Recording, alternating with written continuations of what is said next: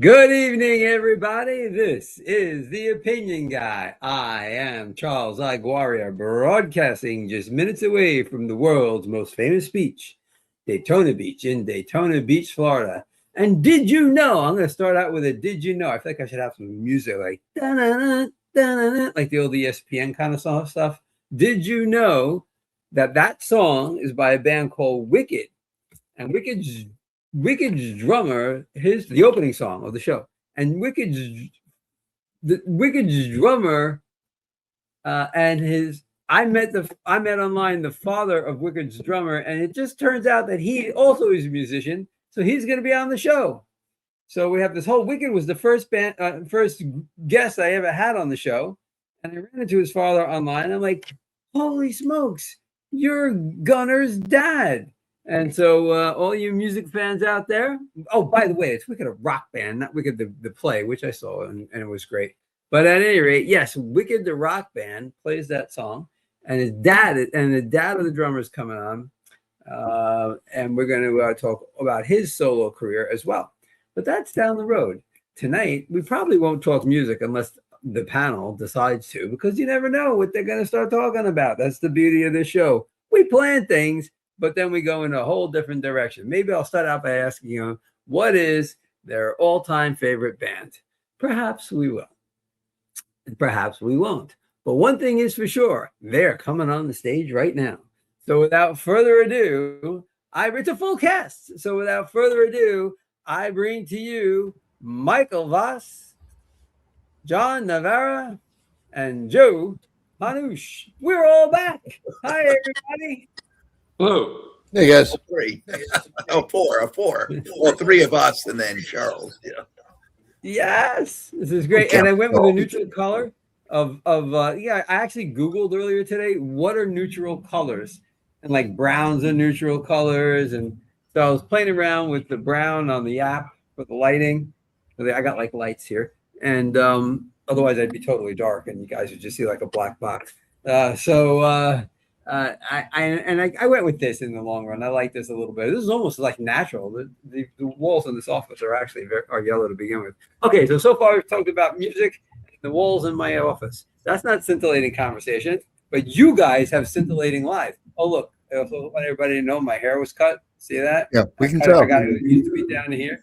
Sorry, you too. Yeah. Mine was that. Well, you know why, Joe? I got to cut all the way up to here, so I don't have to go back for a long time. It'll be back down to here before I go again. Oh, my plan. You're way past there. I know, right? I should. It was nice. I mean, I like this. It could be a little longer. Anyway, so John, you got your haircut too. That's because you're getting things ready for. You got to spruce up for your run, right? Is that why you're doing that? Qualifying. Was that?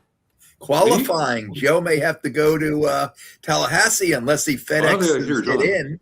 And one time the FedEx plane crashed and they had to have qualifying for longer because people's applications or qualifying papers had crashed and the FedEx crashed. I don't know if Joe knew that.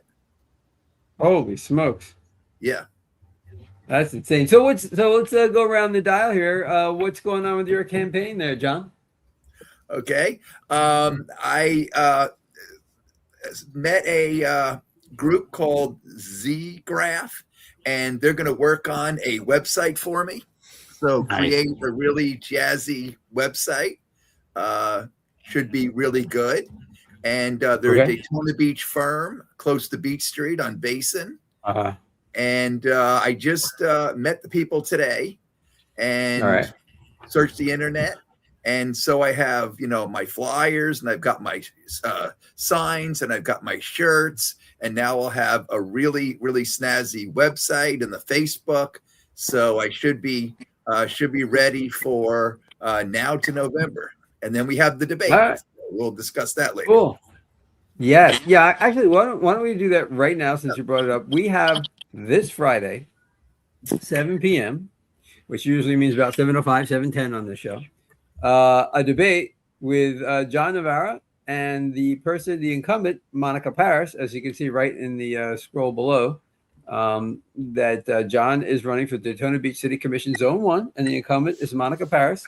They will be debating Friday, June 5th, live on The Opinion Guy. And I like to put out this disclaimer. I did it last time John was on, and I will do it on Friday. I'm going to do it right now. I am friends with both of them. And a lot of people may be saying, but how can you not be one-sided if John's on your show all the time? Because I'm friends with both. When Monica was campaigning the first time, she's trying to get reelected for the second time. This is her second term if she gets reelected. I used to see her at all the meetings beforehand, and like we were waiting in the vestibule or wherever. We would BS, and we became friendly, and we've been at weddings together, and probably toasted. It was a wedding. I don't remember a whole lot of the night. For people around here, it was Ken Strickland's wedding, and isn't that the point of weddings though, to not remember much unless unless you're the one getting married? Oh, Joe, what am I putting up your banner for? Holy smokes! Well, that's what we're getting to you next. So at any rate, the point of it is I'm friends with both of them, but so there is no favoritism. They don't know the questions that are coming up, and I am also seeking questions from you, the audience. So if you have questions, please email me at cguaria@verizon.net. Just put debate in the subject, and because this is the only one I'm doing right now, and we will get questions on there that represents I would imagine a lot of people are going to ask the same question, like toilet for tap. So I don't have to name like 100 people, but toilet for tap will be a question. You know what I'm saying? All right, Mike, let's get some action with you. What's happening in your world, Mike? Politics, always. Uh-huh. That is what I do. We've got races in New York. We've got Iran. And that deal and the potential of the president of Iran having resigned. We've got reparations talk in New York. We've got Donald Trump backing off of potentially backing off of his anti-DOJ fund. At the same time, really? You've got people, an assemblyman in New York and Gavin Newsom, saying that they want to steal 100% of American citizens' wealth because Democrats. Newsom too? Wow. You know Wisconsin, what, man? It's also in California, and it's in New York. Yeah. And it was created by a New York guy. But Right, so a bad idea. Go ahead. I'm sorry. That's fine. Let's do that. I'm writing this down right now because I watch No Soundbites Allowed like everybody else does, and I was a pretty. It's a very interesting conversation that Michael had that day. Explanation that he had that day, and like 2 days later, I saw on X that Wisconsin was looking to tax that 100% anybody who uses the anti-weaponization fund. I sent it over to Mike. And now Mike, you're saying Newsom too. So we should probably add that to the list of things we're going to talk about. See, folks, I told you, we just kind of make this up as we go along. And we talk about things we didn't plan ahead of time. So I think that would be really good. So let me just put a star next to this on my paper. And awesome. All righty. Yeah, thanks for that. And great. How was your show yesterday? We saw about a half hour of it, Donna and I.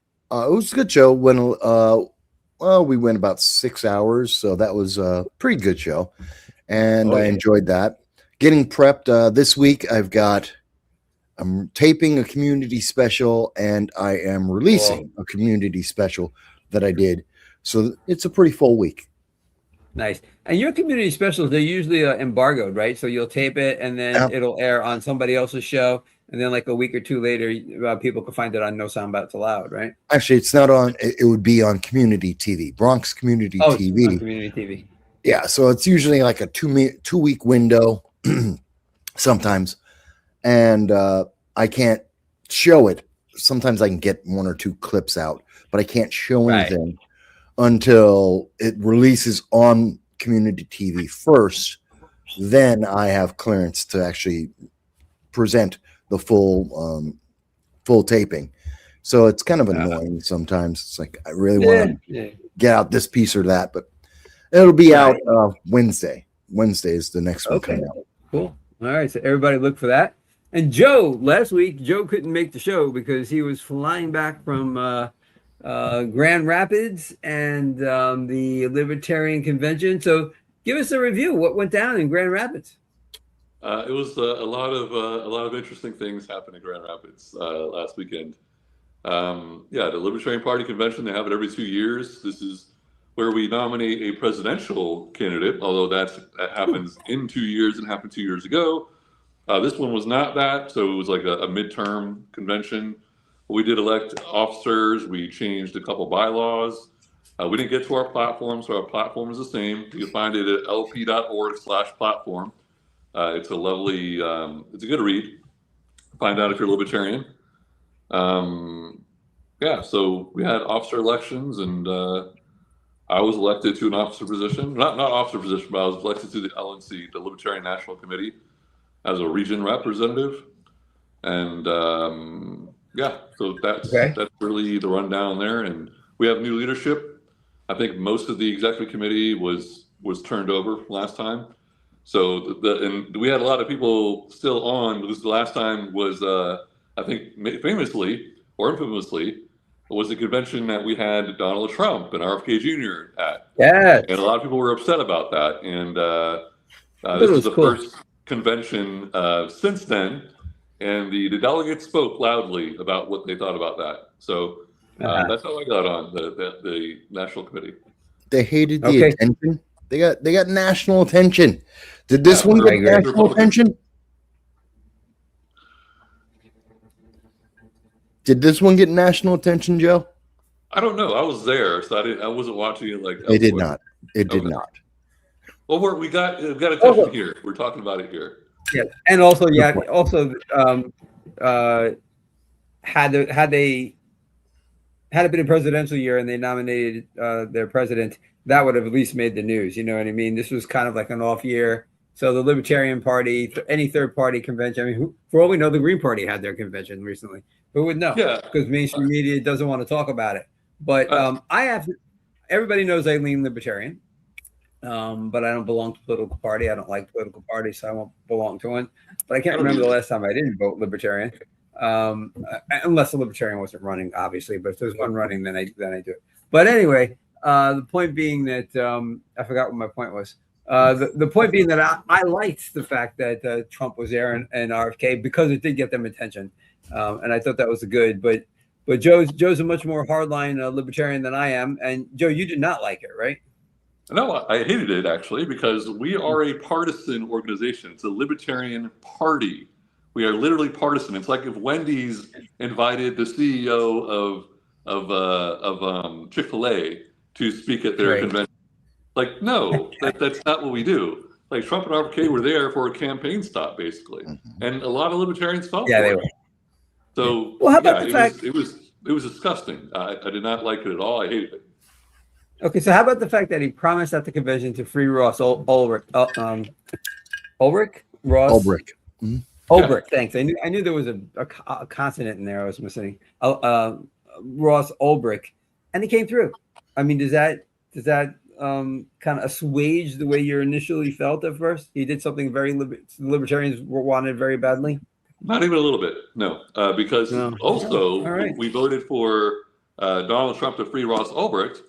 He also decided to bomb a bunch of innocent people in foreign countries. He decided to deport a lot of people here in the United States without due process. As is the law. Increase taxes via tariffs. Every president has. Go on. Confiscate weapons.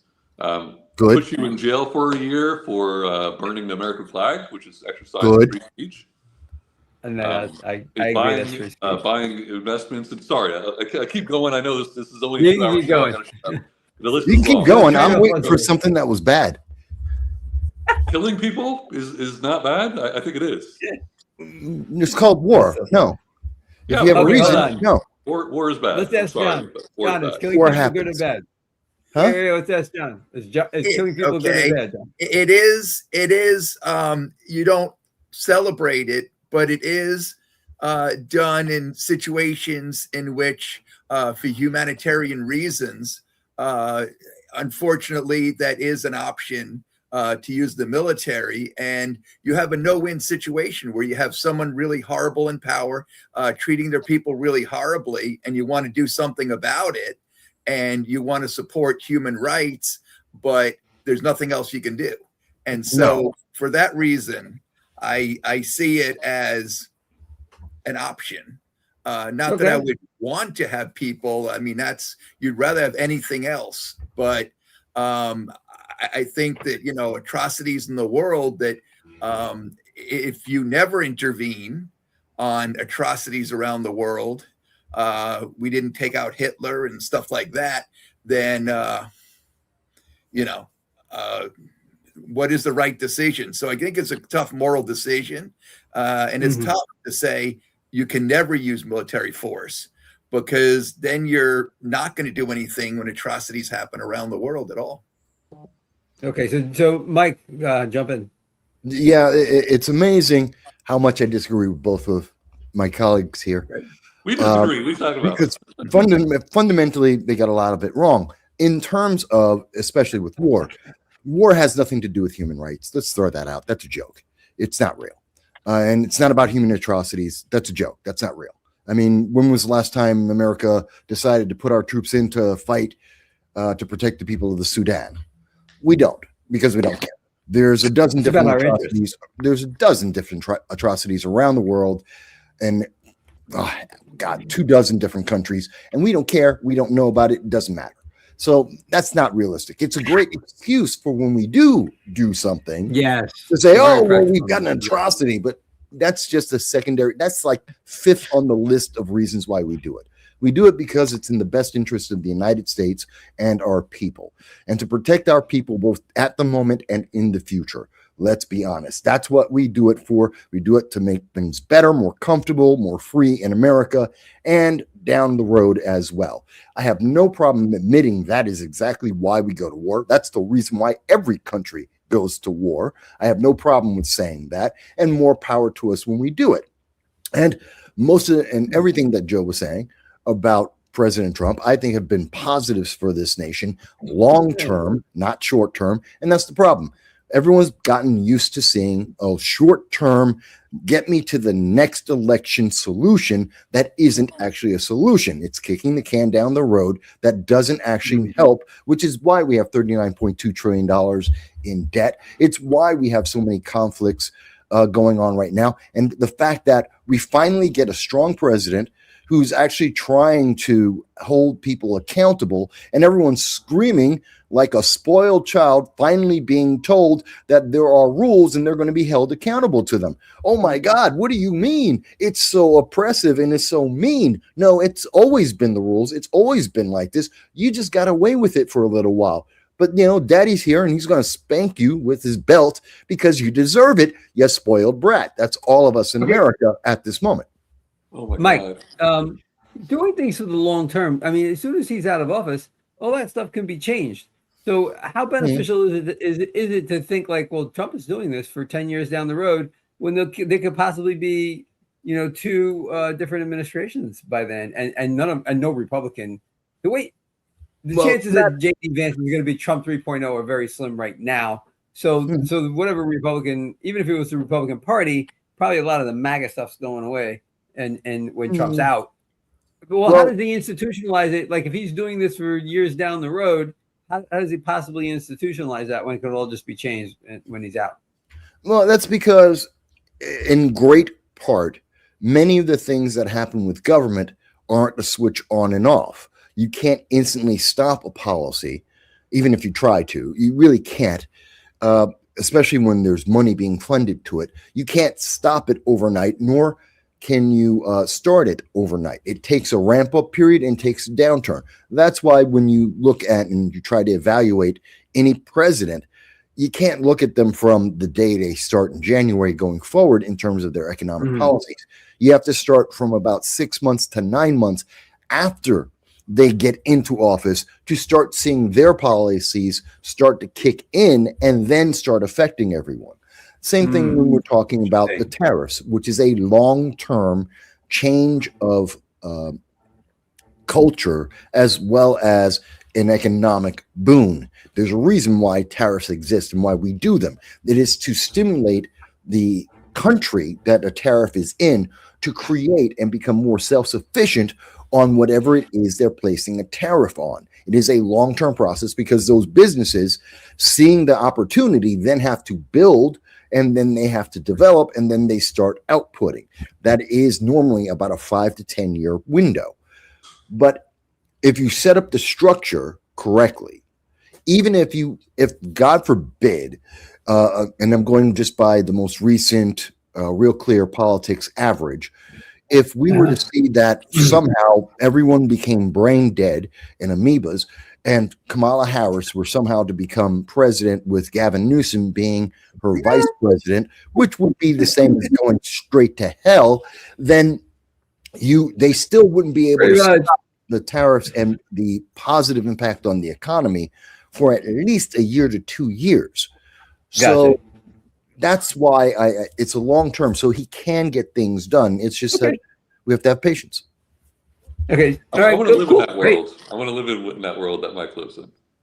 What, with Harris or with what we have right now? No, where we I think he means the Bronx. All this big government magically makes it pro liberty. That thing. Okay. No, I didn't say Joe, I got a question. I'm sorry, Mike. You want to respond? But then I got a question for you. Well, yeah, real quick. I didn't say that. Yeah. I like a smaller government. I want a government that's smaller and less intrusive. But that doesn't mean I don't want any. I don't want any government. And more importantly, there are certain things that government can do, especially with dealing with other nations, that is absolutely critical.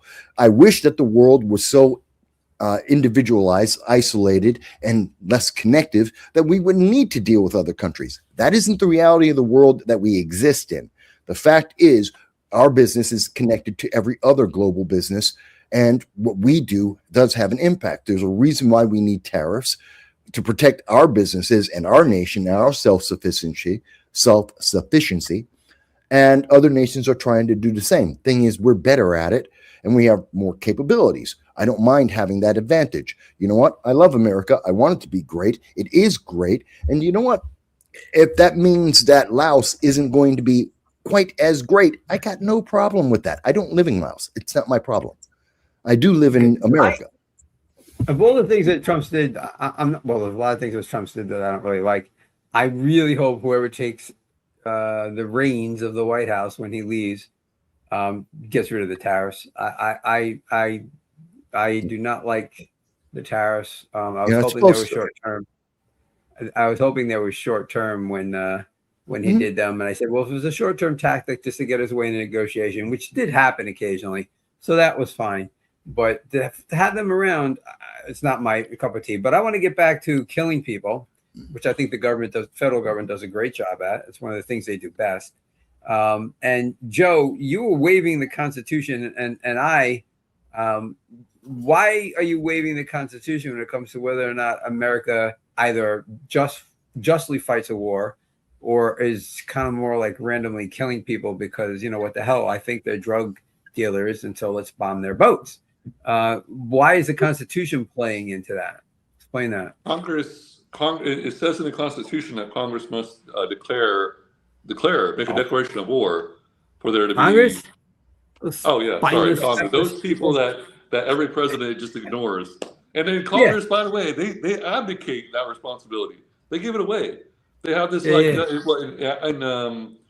post 9/11. They gave Bush the authorization of whatever it was. Unified Authorization of Military Forces, UMAF.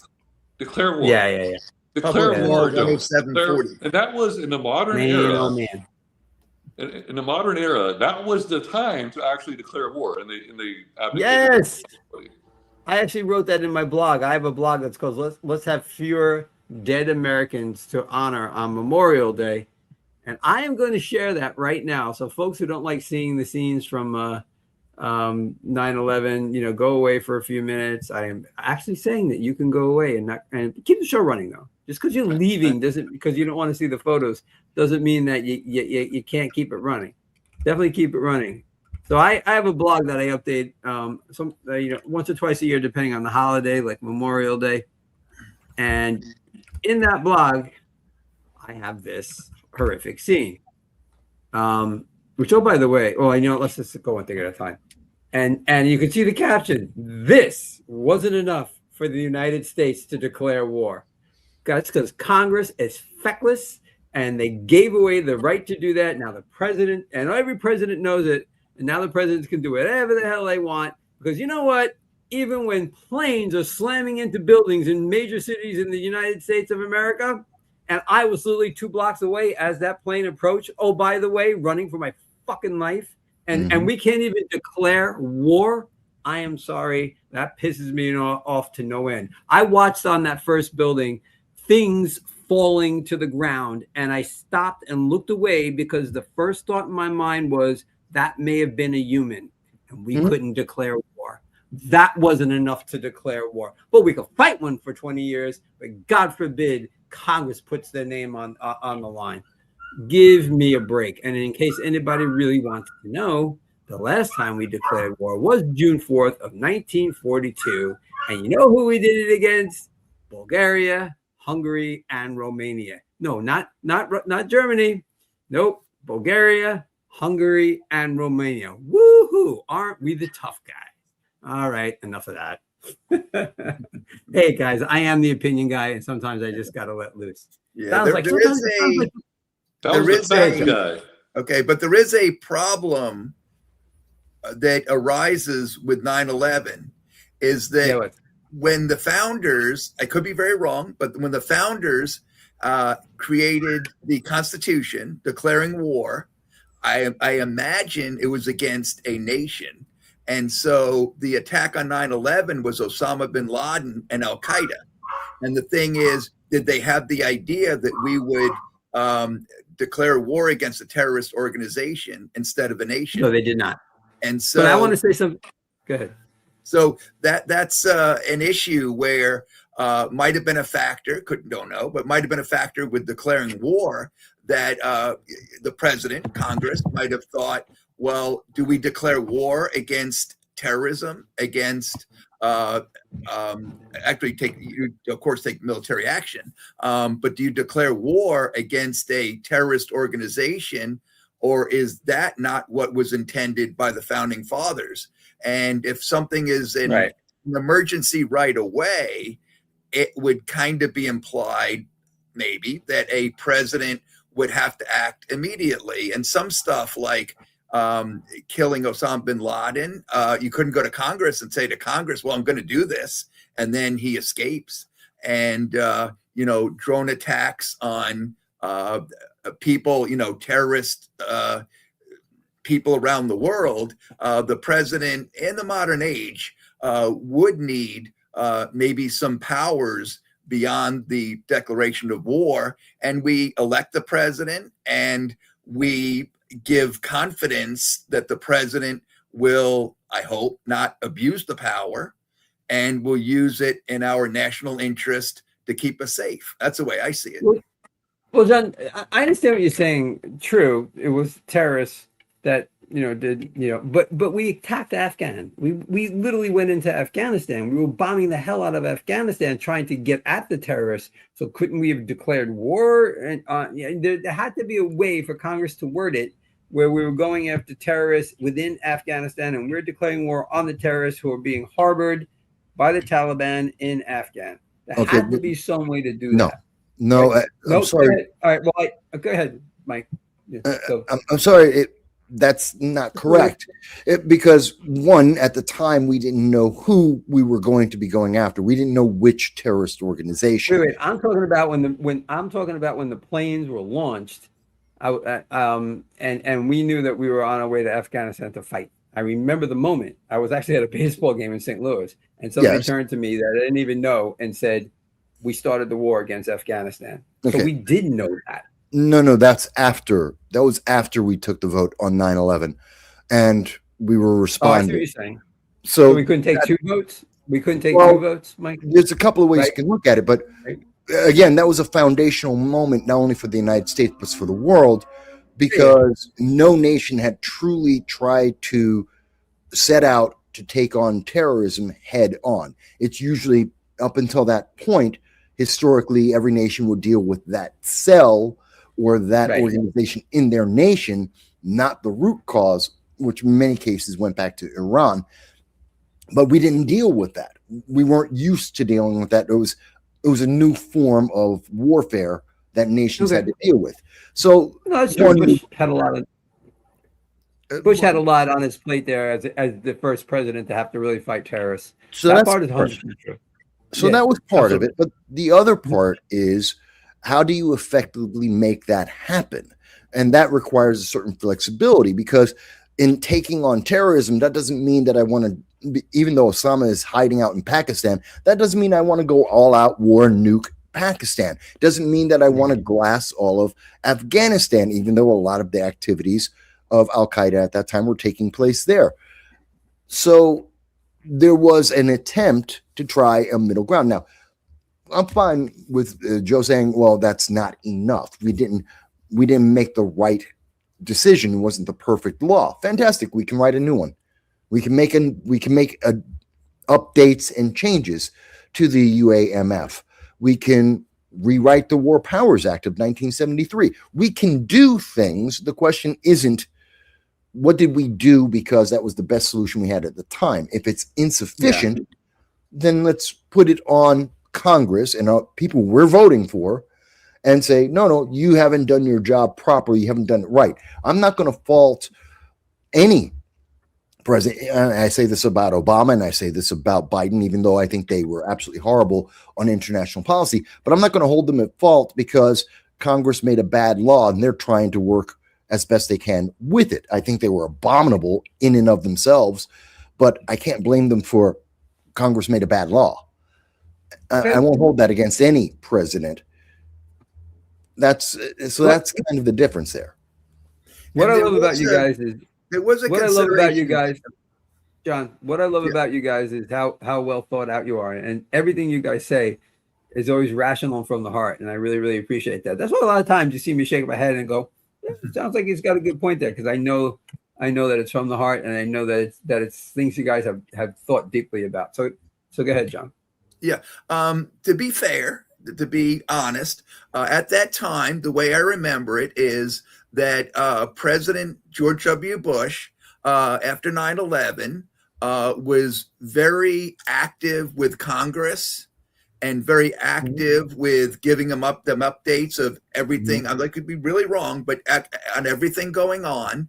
And it seemed like to me for that 9/11 war was that President George W. Bush, I got to admit, even though I'm a Democrat, he handled it pretty professionally, because I saw Congress as a player along with the president, which is supposed to be. There was no declaration, because I think with terrorism and all that stuff, it was obvious that we needed to protect the country after 9/11.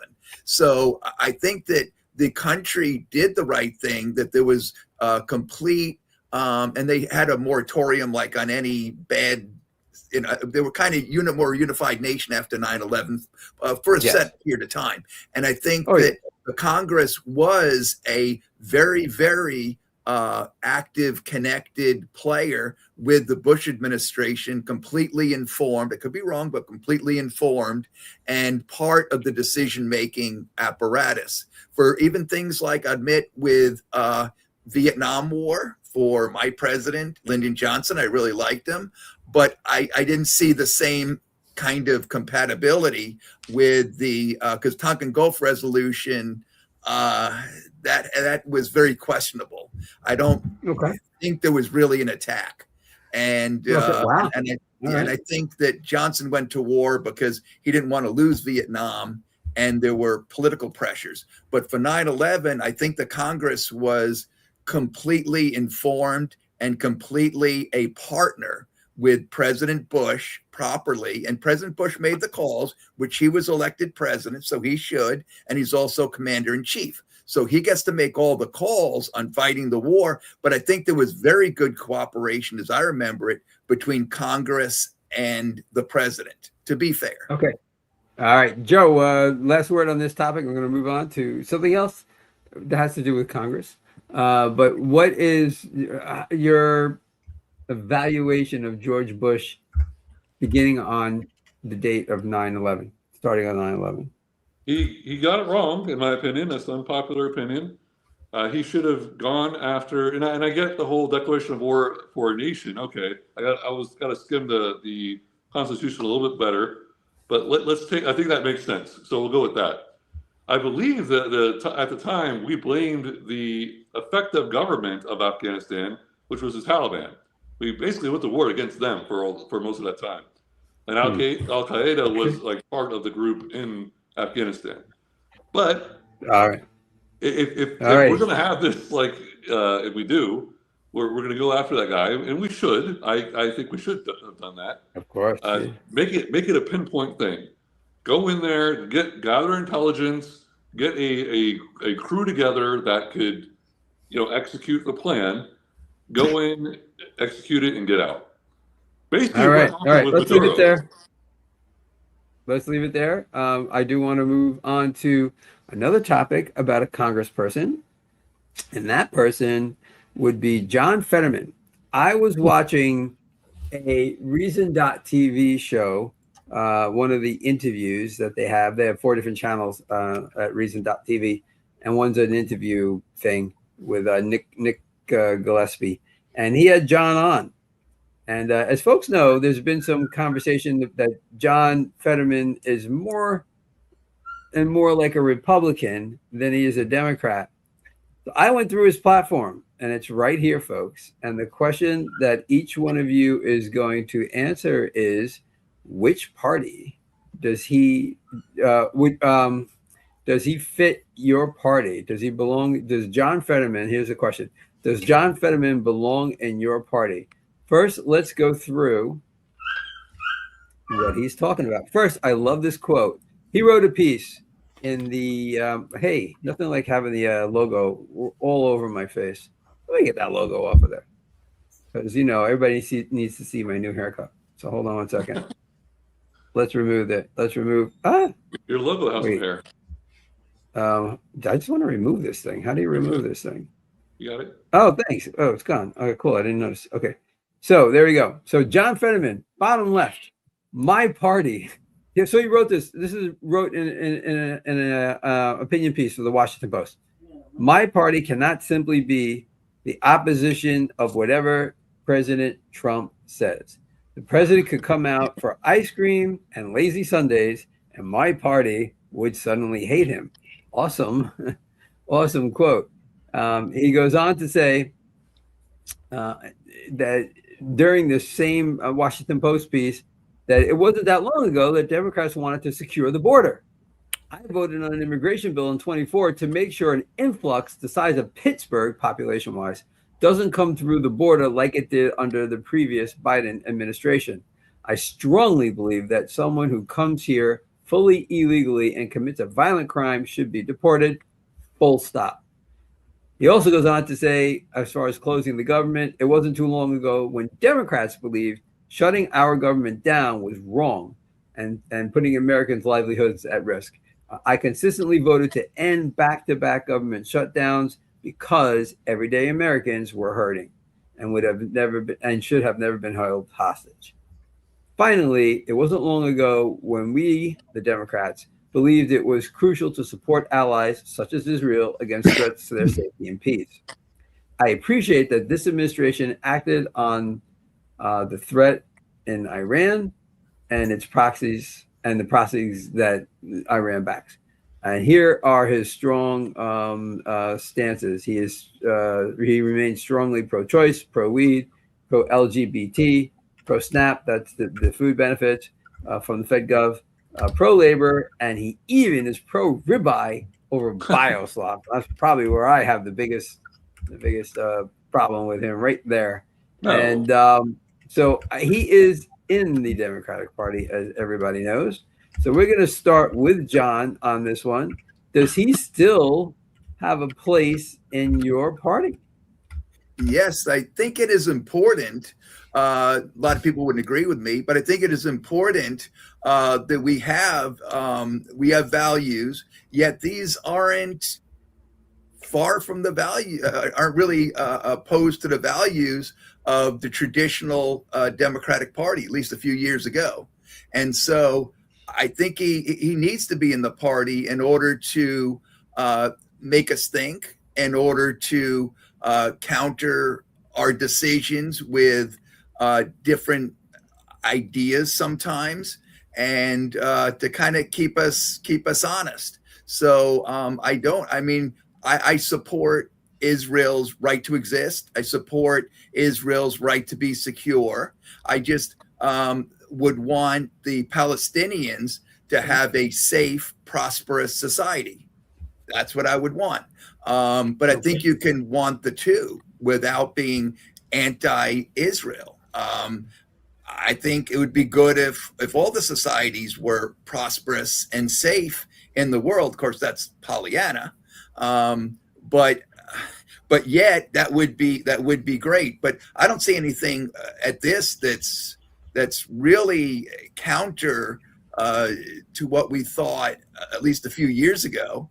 And I think it's good that we have diversity of opinion, that some people are a lot more centrist than further left, and would be able to make us think as members of the party and counter us once in a while. Because when you get into an echo chamber, whether you're Democrat, Republican, liberal, conservative, you might not really be making good policies. So I've seen it where an echo chamber isn't in the interest of democracy. So I think challenging, even a Democrat challenging what we think on some stuff, is a positive. I could be really out there with this, but I think it is a good thing for democracy. And as a Democrat, I think you have to care about democracy more than always just the interest of your party.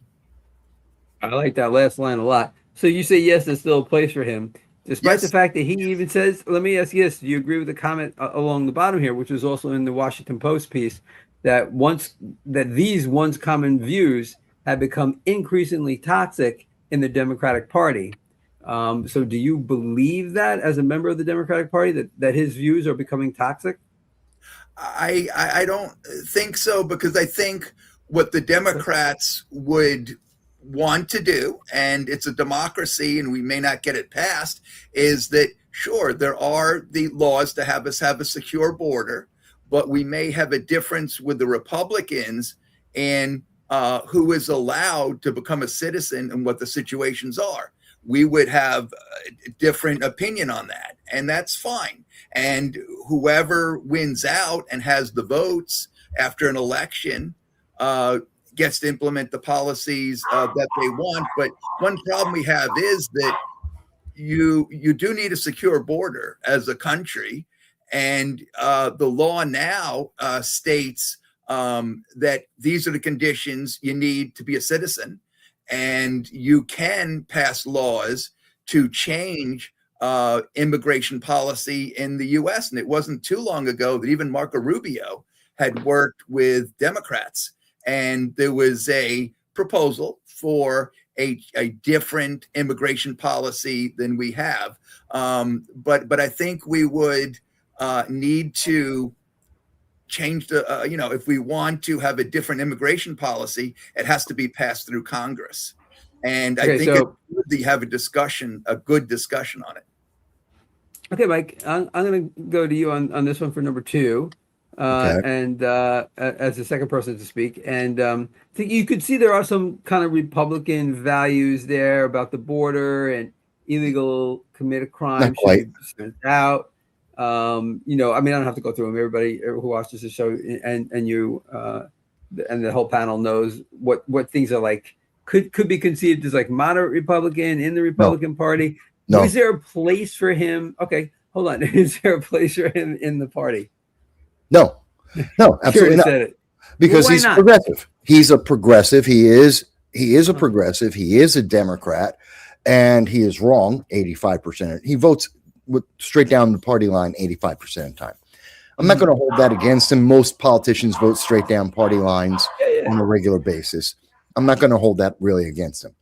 It's the key issues that matter. Now, it is interesting to see that on some of the most important issues, he has more common sense and votes along with the Republicans and reflects the American people instead of reflecting the Democratic Party, which is moving increasingly and consistently further and further left towards a more socialist type of government.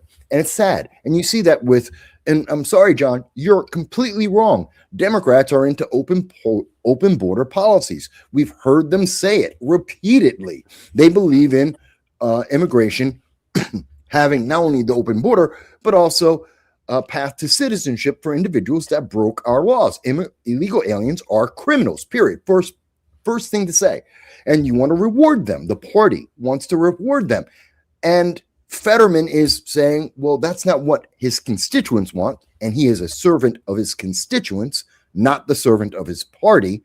And he's actually reflecting their point of view. And for the Democratic Party, and we've heard this from the mayor of Houston, we've heard this from various former Democrats at elected officials at every level of state, local, federal.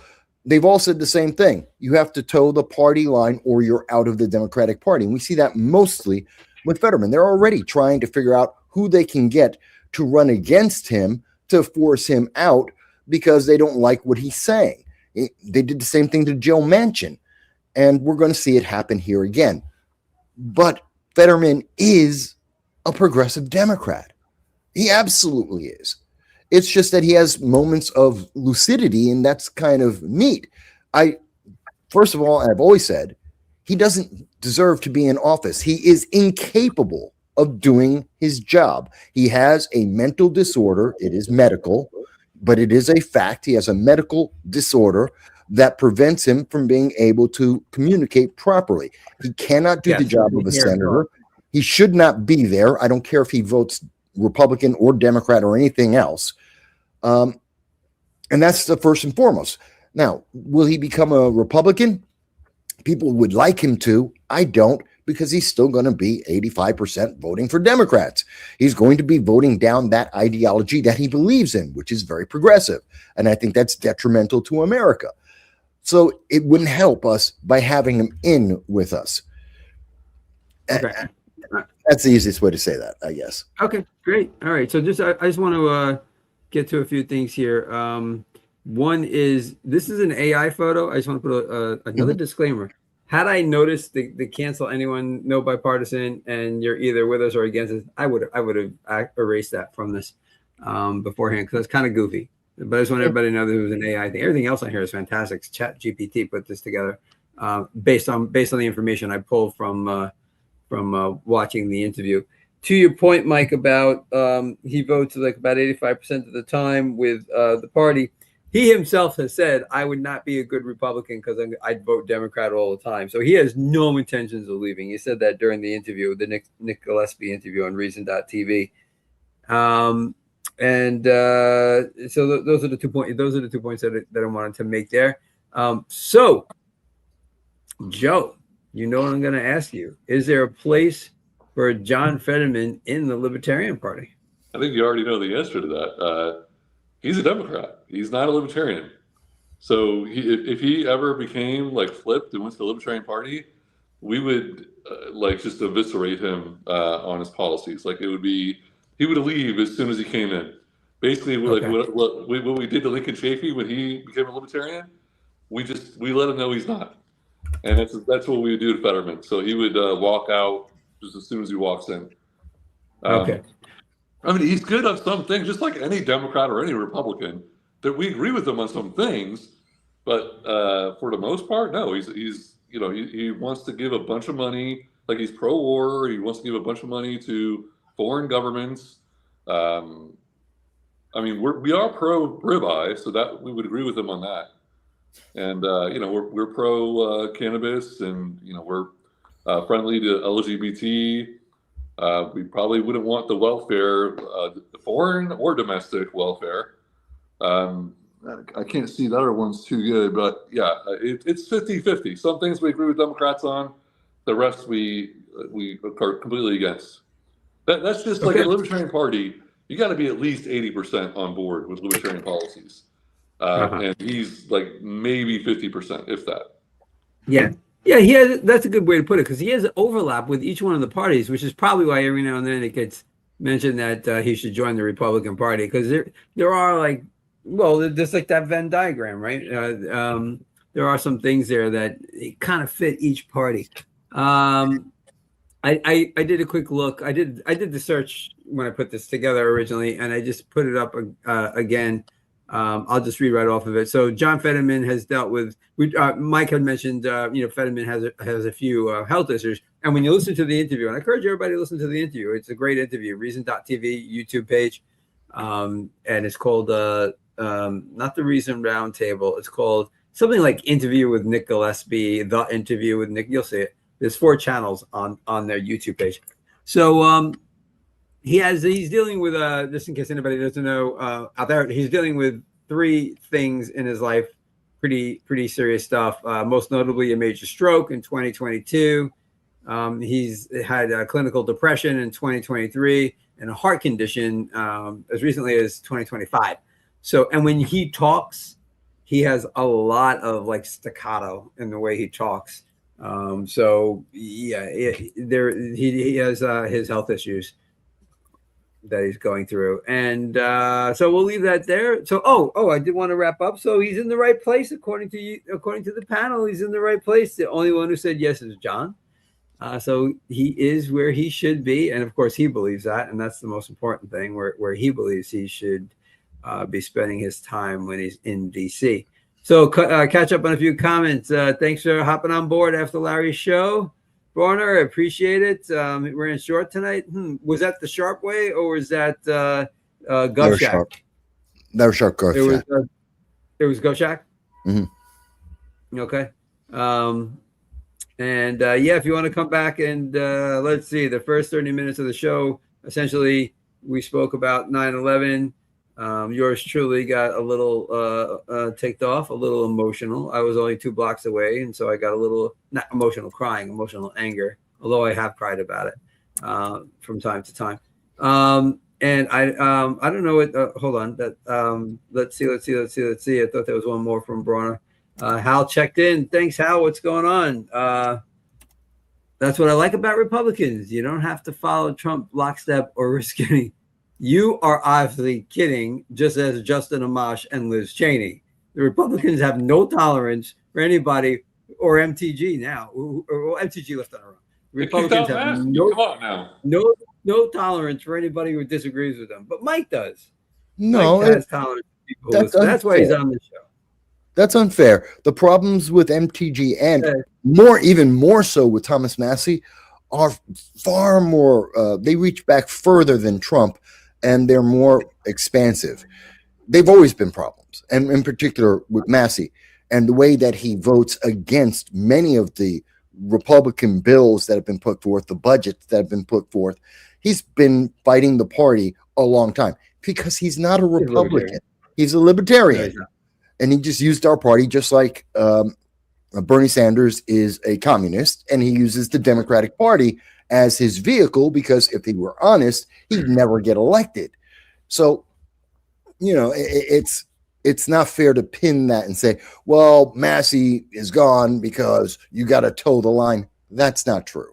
That's not true. I say that the reason why Tom Massie runs as a Republican and not a Libertarian is because he wouldn't get elected if he was a Libertarian, because the Libertarian Party cannot fund somebody to get elected to Congress. So he uses or he attaches the R to his name to get the funding to then therefore, not anymore, right? But until then, therefore, get the liberty view out there, which actually circles back. I meant to ask you, Joe, when you were at the Libertarian Convention last week, were there any Republican Liberty Caucus people there? Because they're basically libertarians with the R next to their name. And Mike Tremont's now part of that, the RLC. Were there any Republican Liberty Caucus folks there? Yeah, Mike Tremont was not there, and actually that's kind of surprising. I would have thought he would be there, honestly. But he has no place there anymore. He was the vice. For those that don't know, he was the vice presidential nominee for the Libertarian Party 2 years ago. So it would make sense for him to be there. Chase Oliver was there. Jo Jorgensen was there. She ran as the presidential nominee in 2020. She might be running in 2028, actually. And Justin Amash was there. He gave a great speech. If you want to look He was up the Justin keynote, Amash, right? I'm sorry? He was the keynote, right? Yeah, he was a keynote speaker. Lynn Ulbricht, which is Ross Ulbricht's mother, she was there. She gave a speech. Wow. Let's see who else. Yeah, there's some other people, like you wouldn't know their names, but like people that I know that used to be in the Libertarian Party have joined the Republican Liberty Caucus. A couple of them were there as well. Yeah. But So they for folks who don't know, they become like disenfranchised with what's been going on, especially with the Iran war. Like libertarians, like we have a lot of key issues. Anti-war is one of them. Like we are anti-wars at the core. So when Trump started attacking Iran, a lot of libertarians that left, the Libertarian Party to go join Republicans, a lot of them left the Republican Party after that. So Oh, really? he's not helping numbers with libertarians right now with that war and tariffs and other things. For folks who don't know, Mike Tremont, probably about 18 months ago now, left the Libertarian Party for the Republican Party and joining the Republican Liberty Caucus. There's a blog on my site about that. We interviewed for that, and he doesn't officially have a title, but his goal is to get membership in the RLC higher, to get the Liberty voice within the Republican Party stronger. And he is going to present at Freedom Fest later this year Mike, if I'm messing this up and you're out there, just hit us on the comments. It's a new way to run primaries, or a new way to elect president, or something. It's something like that. I didn't prepare this ahead of time, but he's going to be on my show like a week after. He's announcing the full plan at the Freedom Fest. Go to his site and you'll see it.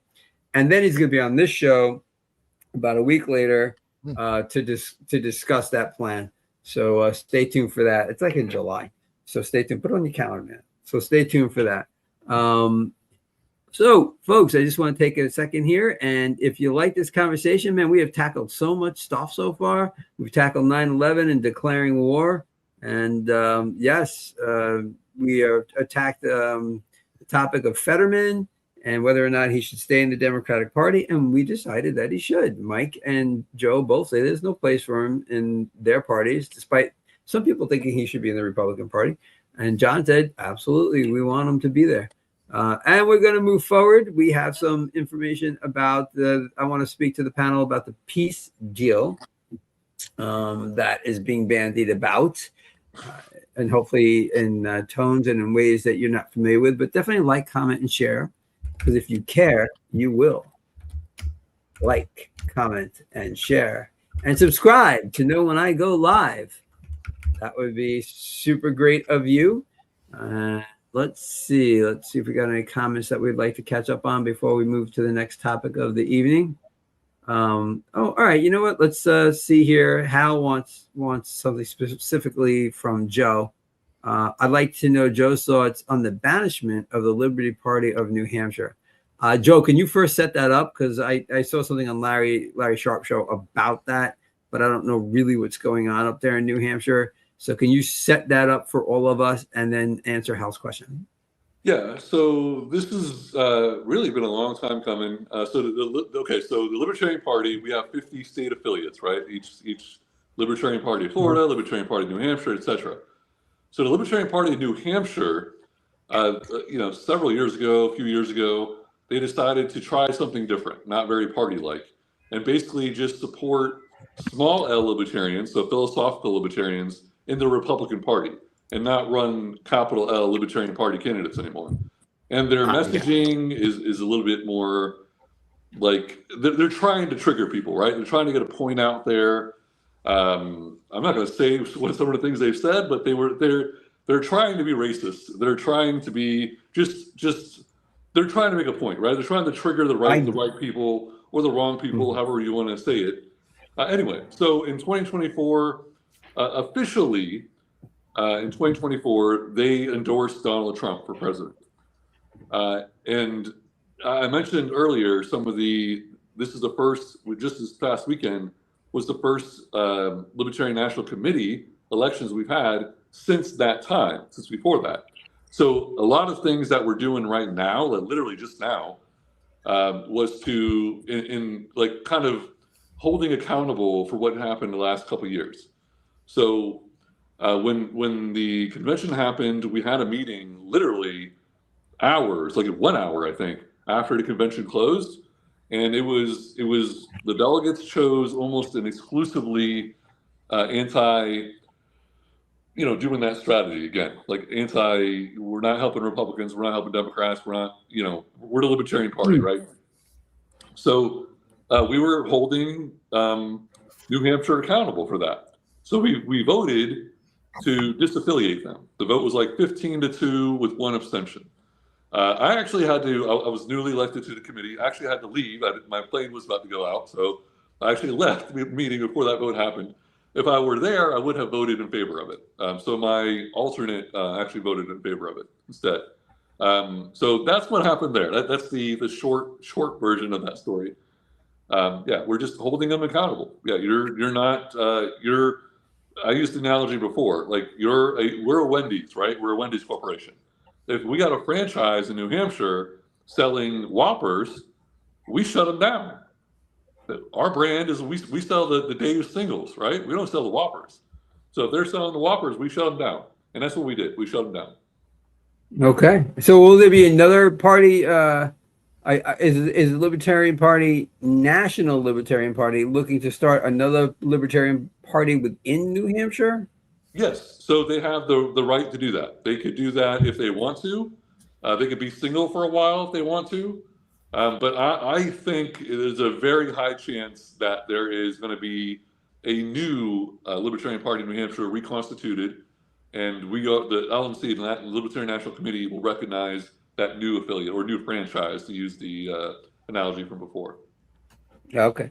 All right. Thanks for the update, Hal. I hope that that answered your question. And let's move on to what's going on with this peace plan. And let's get a little background information going here first. If you guys have anything to add to this, by all means. I got the information and I made this chart from PBS and the New York Times. Most recent information available from both of them, both of these sources. So basically, the Memorandum of Understanding, as it's called, calls for the Strait of Hormuz to open. Iran will not impose tolls on the strait. The U.S. lists Navy bloc. The U.S. would agree to relax sanctions that would allow Iran to sell more of its oil. U.S. would unfreeze funds for the Iranians. This is all the stuff that Iran is hoping to get, right? Iran will have to remove all mines from the Strait of Hormuz within 30 days. And of course, the nuclear bomb aspirations of Iran, there would just be, so you're going to see I'm slanting it. There would be a new round of talks regarding Iran's nuclear program, the highly enriched uranium. Verbatim from the New York Times on May 30th. President Trump has toughened the terms of the potential framework. That was Trump's response. Tougher terms, a potential framework for a deal to end the war in Iran, and has sent those proposed changes back to Iran for consideration, according to three officials close to the White House. Trump has been concerned about parts of the potential deal that would include unfreezing funds for the Iranians. They're very much distasteful for Republicans, and Trump, I do believe, has lashed out at Obama for doing that when Obama did it. The framework would effectively end the U.S.-Israel military campaign against Iran in exchange for lifting the blockade, mentioned already. Good to hear it again. The strait, and New York Times would like to remind everybody that the strait was open before the bombing campaign against Iran, which began February 28th. All righty, so Mike, he's your guy in the White House. Has he been doing the right thing here? Did he do the right thing by essentially revise and asking Iran to resubmit? Did he do the right thing? Well, first thing, some of the terms of a lot of the terms of the ceasefire right now are in dispute. There is attribution to sections like the unfreezing of funds for Iran that Donald Trump and the United States have absolutely not said they would do, nor have they agreed to it. Right. And Iran, of course, disputes that and says, no, that's on the table. But again, we also hear that Iran has said that they won't open up the Strait of Hormuz without allowing for tolls. The problem here is, and we've just heard about this weekend on Sunday, it seems that there is, as we've always known, there's the IRGC, which is in charge of global terrorism for Iran, and then there's the Ayatollah, two different factions in their government.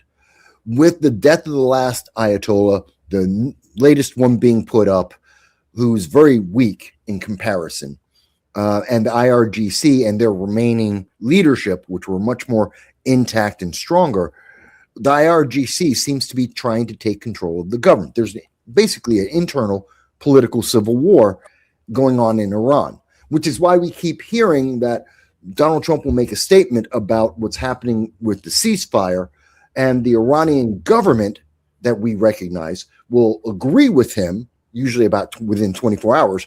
But before that, you'll hear a bunch of reports coming through people like the New York Times, without attributing this, that are coming from the IRGC that conflict and say, no, he's wrong. But they just want to say, well, he's wrong. Trump doesn't know what he's talking about. No, we're talking to the government. This is another faction in the government trying to assert itself. So that's part of the problem. Is to say something as stupid as, well, the strait was open before. That's just stupid. Okay, it's history. We march forward, not backwards. We deal with the consequences. This has always been a threat. This is a threat for Barack Obama back in 2012. We were facing this same kind of scenario, and then Obama backed down because he wanted the nuclear deal, and he gave Iran a bunch of money that turned into bombs and drones that are being used now against the Ukrainians. Isn't that nice? So, did Donald Trump do the right thing? He is doing the right thing, but we have to go further. We need to see the IRGC crushed. We need to see the Ayatollah step down. We need regime change. I don't care what. Hold on. My question for you: how do you crush the IRGC? Because you crush the existing Iranian government. If you take out that government, you take them out. If you remove them from power, and as we have some of their leaders from life, then it's no longer a problem. We've already been beating them down.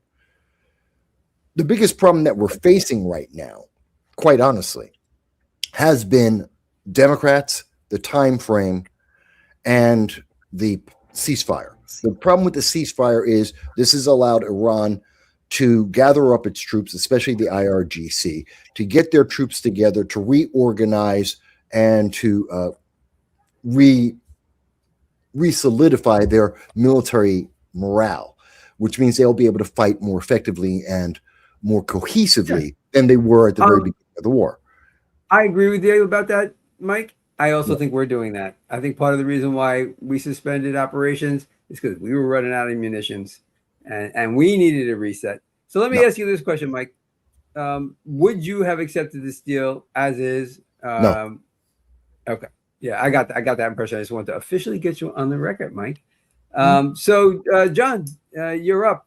What do you think about Trump's reaction to the memorandum of understanding that was delivered by Iran? Should he have accepted it, and would you have? I think that this is really unclear, the part about the nukes not being removed, because we did this action in order to not have the threat of nuclear attack from Iran. And so there hasn't been anything really. I mean, that's the big issue. That's the number one issue, is the safety from the nuclear attack. That was the whole, most of the reason for attacking. And Iran has done terrorist attacks and stuff like that. Agreed. But the thing is, how much would it take to get that goal, achieve that goal? And I agree with the IRGC that unless you eliminate their power, the religious theocratic part of Iran is not in charge, according to the best evidence I've seen. So the IRGC is in charge instead of the theocrats, which it kind of was over the older Ayatollah. And so even the older Ayatollah was a mid-level theocratic scholar, which does make a big difference in Iran, a place like Iran that has a theocracy. So the IRGC is the power, and they would have to be eliminated, or there would have to be some kind of deal. And the deal, according to what Trump would be pursuing, is some sort of monitoring of their nuclear activity, removal of it, or regime change. Those are the only options. But I don't know how we achieve that. And who knows in the future? If they do, we do, great. But I don't know if we need something different than we're doing now, troops on the ground in Iran or something else. I don't know what it'll take for Iran to capitulate. And we have the blockade, and President Trump now has all the power. What he accepted public opinion, true, but he has all the power of the military at his disposal as commander in chief, because only the president has all those powers. Now, the Congress can do stuff. Imposing the War Powers Act, I don't think is effective, because there are questions of having a ceasefire. There are questions of, can you prevent a president really from doing something with a War Powers Act? So I think Trump does have all the power, and I don't know how this is going to work out. It's a mystery, but this is unclear. Is of no, I don't see anything where Iran has agreed to remove the nuclear threat, and I don't see any resolution to that. It's just going to continue, as far as I could see. If you were in the Oval Office, would you have accepted the memorandum of understanding as it was delivered to you? No. Okay. Unless there's more to it, because the nuclear issue has to be clarified. If they agree to something like people can monitor that's your goal, is to remove this threat. Some people, that's their goal. Some people in the U.S. maybe not. But if you do think that they are going to attack us, that they can attack us, then you would need to have them be monitored by an outside body, which would have to go in and monitor and say, okay, you only have either peaceful nuclear things or no nuclear things whatsoever, or remove the stuff. So there would have to be an outside body that absolutely is able to monitor and tell us, well, they're abiding by it or they're not. There can't be any question. Or there would have to be regime change, or there would have to be them willing to give up. Well, that's basically it. Those are the only real solutions. Okay. Joe, you're up. Would you have accepted this deal as is? Why not? Is Trump doing the right thing? No. No and no. And no. No. Well, why wouldn't you accept? Let's just say, let's just have a scenario where the war was ongoing and you took over the Oval Office, because we know you wouldn't start it, but you assumed responsibility of it. You were voted president. This came to your desk right there in the Oval Office, and you're sitting down and you're like, all right, what do I do? Do I go with this? Do I not go with this? You bring in your team. Would you go with this? You said no, but why not? It's a bad deal for both sides, frankly. I would declare war, or declare victory and get out. I would do what Trump said he would do 15 years ago. Declare victory and get out. And I would hope that Iran would just go back to the way things were before.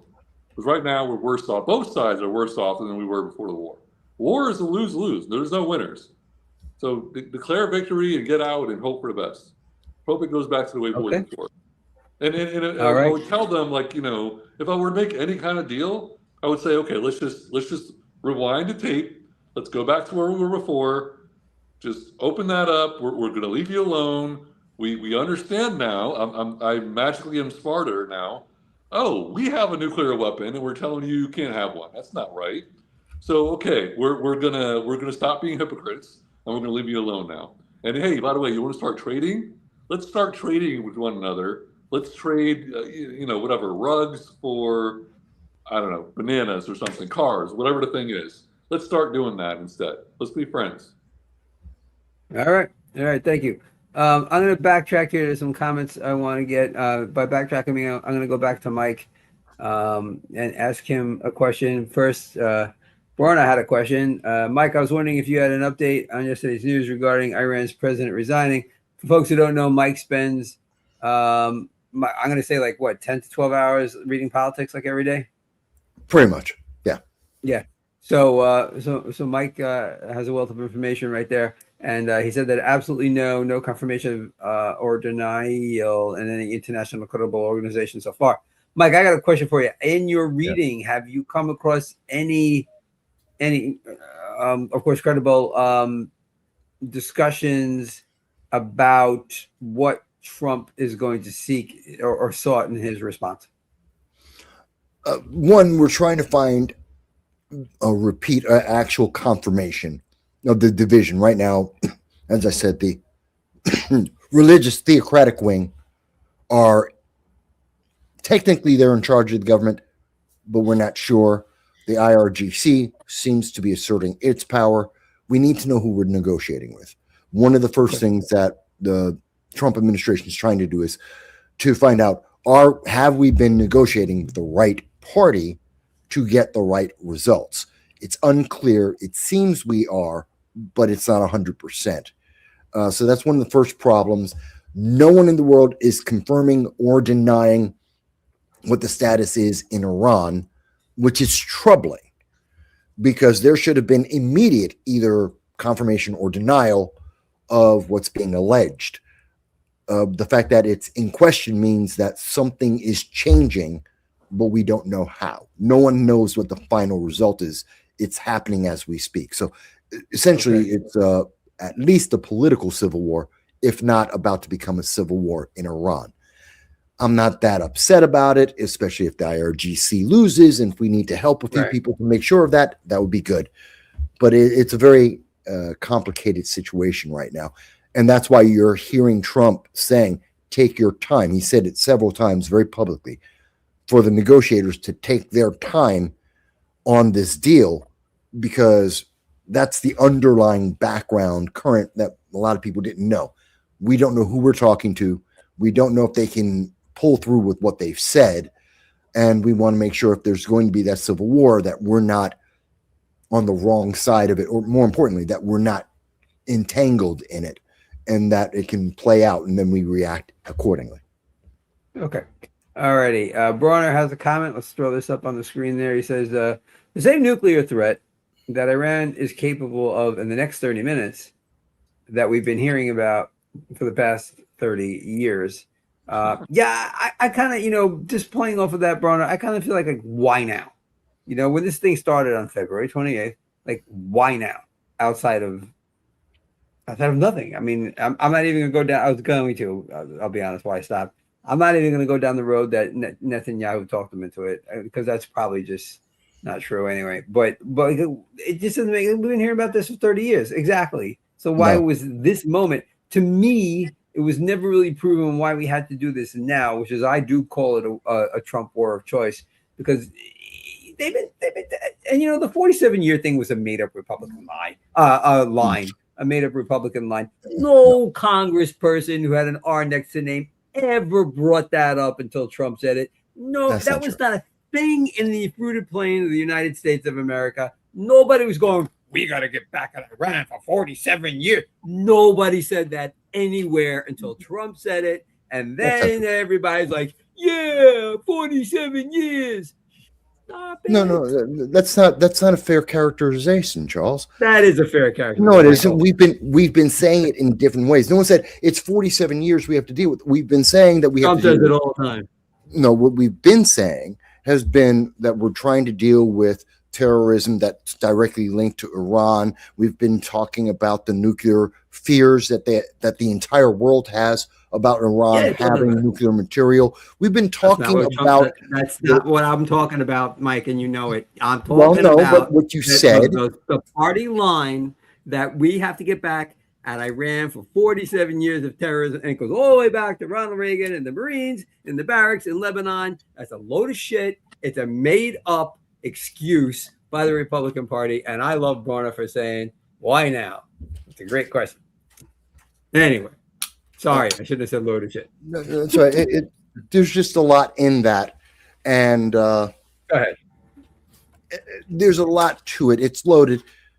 It's been packaged. The 47 years is packaging of the entire situation, but it has been existent for some time. Why now? Remember, we now know, and probably intelligence agencies knew before, that Iran has the capability to strike London and therefore all of Europe with their long-range ballistic missiles that they haven't had before. Along with the nuclear material they have at 60% enrichment, that's a dirty bomb. That's a dirty bomb that can go throughout all of Europe. And in short order, thank you, Barack Obama, for funding the ballistic missile programs of Iran. That's something that can be a threat to the United States in short order. And that's on top of the problems that we see with Ukraine. Obviously, Russia is getting many of their missiles and their drones from Iran. Thank you again, Obama, for funding that research that has resulted in, I don't know, hundreds of thousands of Ukrainians that have died. This is the reason why, because the reach of Iran through the support of China and Russia has grown exponentially. Their threat to Europe, our allies, and the United States has grown exponentially. And while the American people may not comprehend every aspect of it because they don't follow it every day, because they choose not to, those who are leading this country and those who are paying attention to international politics have seen this exponential growth and this threat risk increasing. And that's why we have to deal with it now, because no one else has the political will. No one else. Now, there is something interesting ahead, too, that North Korea, it could be debated, maybe, I don't know, it seems to have nuclear capability, very strong nuclear capability. And now they feel like an emboldened country, but they have not attacked us. Reason? I don't know. I have no crystal ball. But it's wild that North Korea now has nuclear capability, and they feel very strong. And even though they can't feed their people, which is pretty bad, but they do have a strong nuclear capability, and there's no emphasis on North Korea compared to Iran. That is a anomaly, I guess, by both parties. That just kind of is rather interesting thing, because I heard about that recently. Foreign Affairs had a good article, and they talked about the threat of North Korea, even though they're not really outwardly threatening us. But they have nuclear capability. How did that all happen? We've been working on that. Many administrations have been working on that. But there's no talk of North Korea at all. And it's right now on Iran. When Clinton took over, hold on, Mike. When Clinton took over, just for a little context, Mike, like 60 seconds on North Korea. I don't want to do a big thing on it, but just let me just say this: the biggest safety issue when Clinton took over was North Korea. Just for context, with people who maybe were not into politics or even alive when Clinton took over, and you're now an adult. Go ahead, Mike. North Korea, you don't think they're a threat? They're a different category of threat, because one, it's not religious. Kim Jong-un isn't Kim Jong-il. They had different objectives. They are controllable both by China under the current leadership. China controls them very well. We can appease them very easily. They've made that very clear. They're not looking to actually start a war. They're looking to get bought off. Iran, especially under the IRGC and the Ayatollah, it is religious, and they do want to start wars, and they do start them with their terrorists. It's very different. There's no comparison between the two, and that's why the world will live with North Korea, but they want to stop Iran, and that's global, not just the United States. That's global. So they're not comparable. You know what? I'm going to throw one more thing out there. I'm going to throw one more thing out there about North Korea. And that is, and this is going to sound funny, but in political terms, it makes sense. China is a rational actor, and China controls North Korea. So China knows that North Korea can't just go bombing away at willy-nilly. So they're going to keep them under wraps. to make sure that they don't start World War III, because they're basically just let's just say a state within they're basically controlled by China. So I'm gonna put Brona has a comment here. For the sake of history, this would be a great show in and of itself, but I want to put it out there for people who don't know, kind of like the Clinton thing that I just mentioned. The CIA should have never gone into Iran in 1953 to topple their democratically elected government. It gave us 1979. That's the hostage crisis, folks. And here we are. Yeah, so that's a quick history lesson for folks who are trying to frame this as to why we're even, so deeply involved through the years with Iran. Broner, John, you got a friend. At long last, John and I agree. There you go. Woo-hoo-hoo. Thought it was Alrighty. enough clean to bring it up. All right. So I'm going to, speaking of bringing things up, I realize I don't do this enough. So I'm just going to run through these right now. John is running for Daytona Beach City Commission, Zone 1. The incumbent there is Monica Paris. There will be a debate on this show, Friday, June 5th, live at 7 p.m. on The Opinion Guy. I just said that, this show. Michael is the host of a show that comes out certainly every Sunday and sometimes on Wednesdays. And then he'll do shorts when there's breaking news called NOSoundbitesAllowed. It's an awesome show, and he goes for like 6 hours or so. So this is like a sprint for him tonight because his show on Sundays is 6 hours. And Don and I always have Mike on Mondays. We catch up on Mike, and I'll put him on while I'm doing things on Sunday as well. And you know what I do is even when I have to go back to work, I run his show in the background. So YouTube and Twitter think that I'm watching the whole time, but I do have to. I work like 12-hour days, 7 days a week, trying to make a lot of things happen. So, but if I have to step away to get to my work, he's still running in the background to get the I'm gonna say get the points, but to get the views on YouTube and Twitter. You know what I mean? And then Joe is also running. See, we are a boots on the ground panel here, guys. And Joe is also running. Joe is running for Florida State House, District 28. The incumbent is Bill Partington. And interestingly enough, for folks who don't know, Joe, John, and Bill Partington all debated about 3 years ago now, guys. Is that when you guys debated?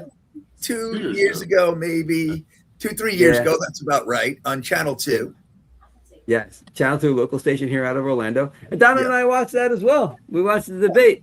So I don't even know if Joe knows, but you used to run into Donald. Donald works at the library when you used to collect signatures back. Yeah, you do know. Okay, cool. All right, great. All right, so I just wanted to make sure everybody got a nice nice plug in there. And Joe, I am going to hand it off to you because we are going to do some Florida news as well.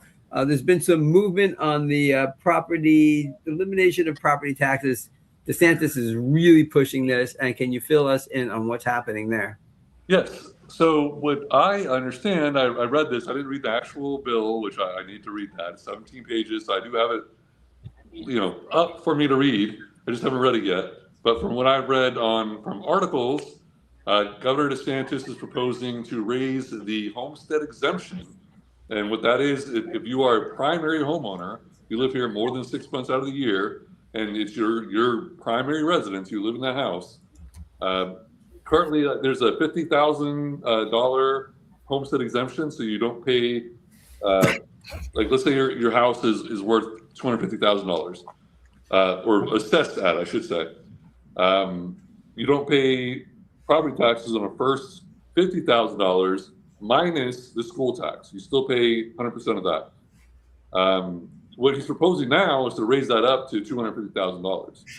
So basically, Nice. if your home is your primary home is assessed at $250,000, you're paying nothing anymore for your property taxes, other than school taxes. You still pay the school tax and okay. And I do want to explain something. That's the proposal. Can I go on, or do you want me to come back later to talk about it? No, go on. Lay it all out for us. Okay. So I'm against it.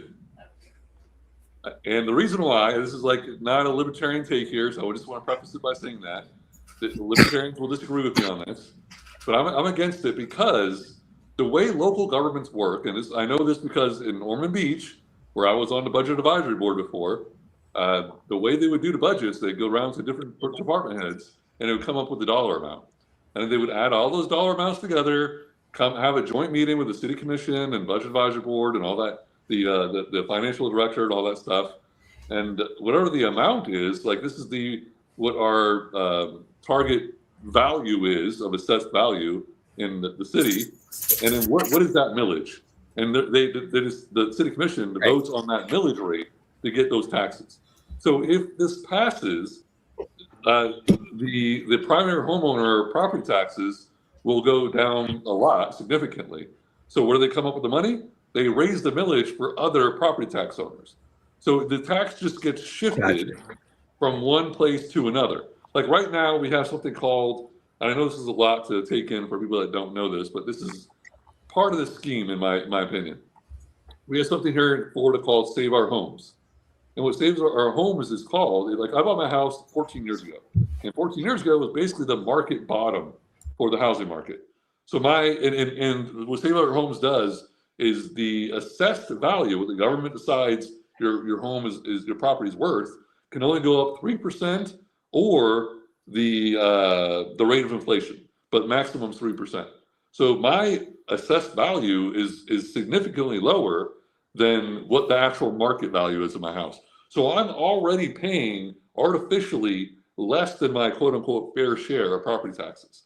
So what this does is going to make it even more of a wide, basically hampering, just like throwing away my, like whatever fair share I have left completely goes away. Like I'm getting a huge tax advantage over someone just moving here from out of town, or someone that has a rental home that, let's say they're a snowbird from New York, or if they're a business owner. This is for apartments as well. So if you're a renter, you're the property owner that owns the rental building is going to be paying more taxes, a lot more taxes, and that's going to be pushed on to renters. You're going to be like renters here, you're going to be paying a lot more. Okay, wait. How come a renter would pay more? Because it's not a home? Because homestead's only technically for a home? This is for homesteaded properties. And that's technically a house. We're not talking about your home. Could be an apartment. It could be a tiny house. They're talking about the classic kind of house. Not only a house, but also your primary residence. Correct. So you lived in a house and it's your primary residence. Okay. Does that make sense? Yes. And actually, so let's say you're renting a house, for example. If you're renting a house, the person that owns the house that are renting it to you, that's not their primary residence. So they're not getting a homestead exemption in theory. Anyway. They're not getting. They might be, but whatever. So their taxes are going to be shifted. They're going to pay more because their neighbor Joe Hannoush, who is homestead, he lives there. He's not paying those taxes anymore. So now you are. Yeah, and you're saying they're going to pay more because the local government will raise the millage rate, which is the tax.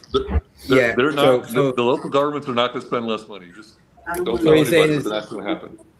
The federal, the state will be lowering due to an increased exemption.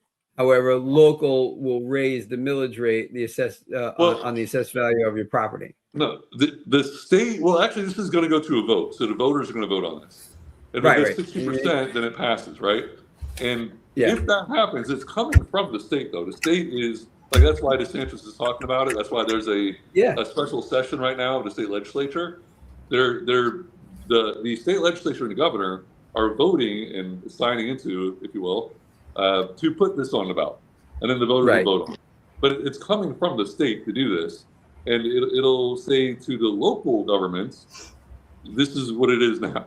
Like you can't,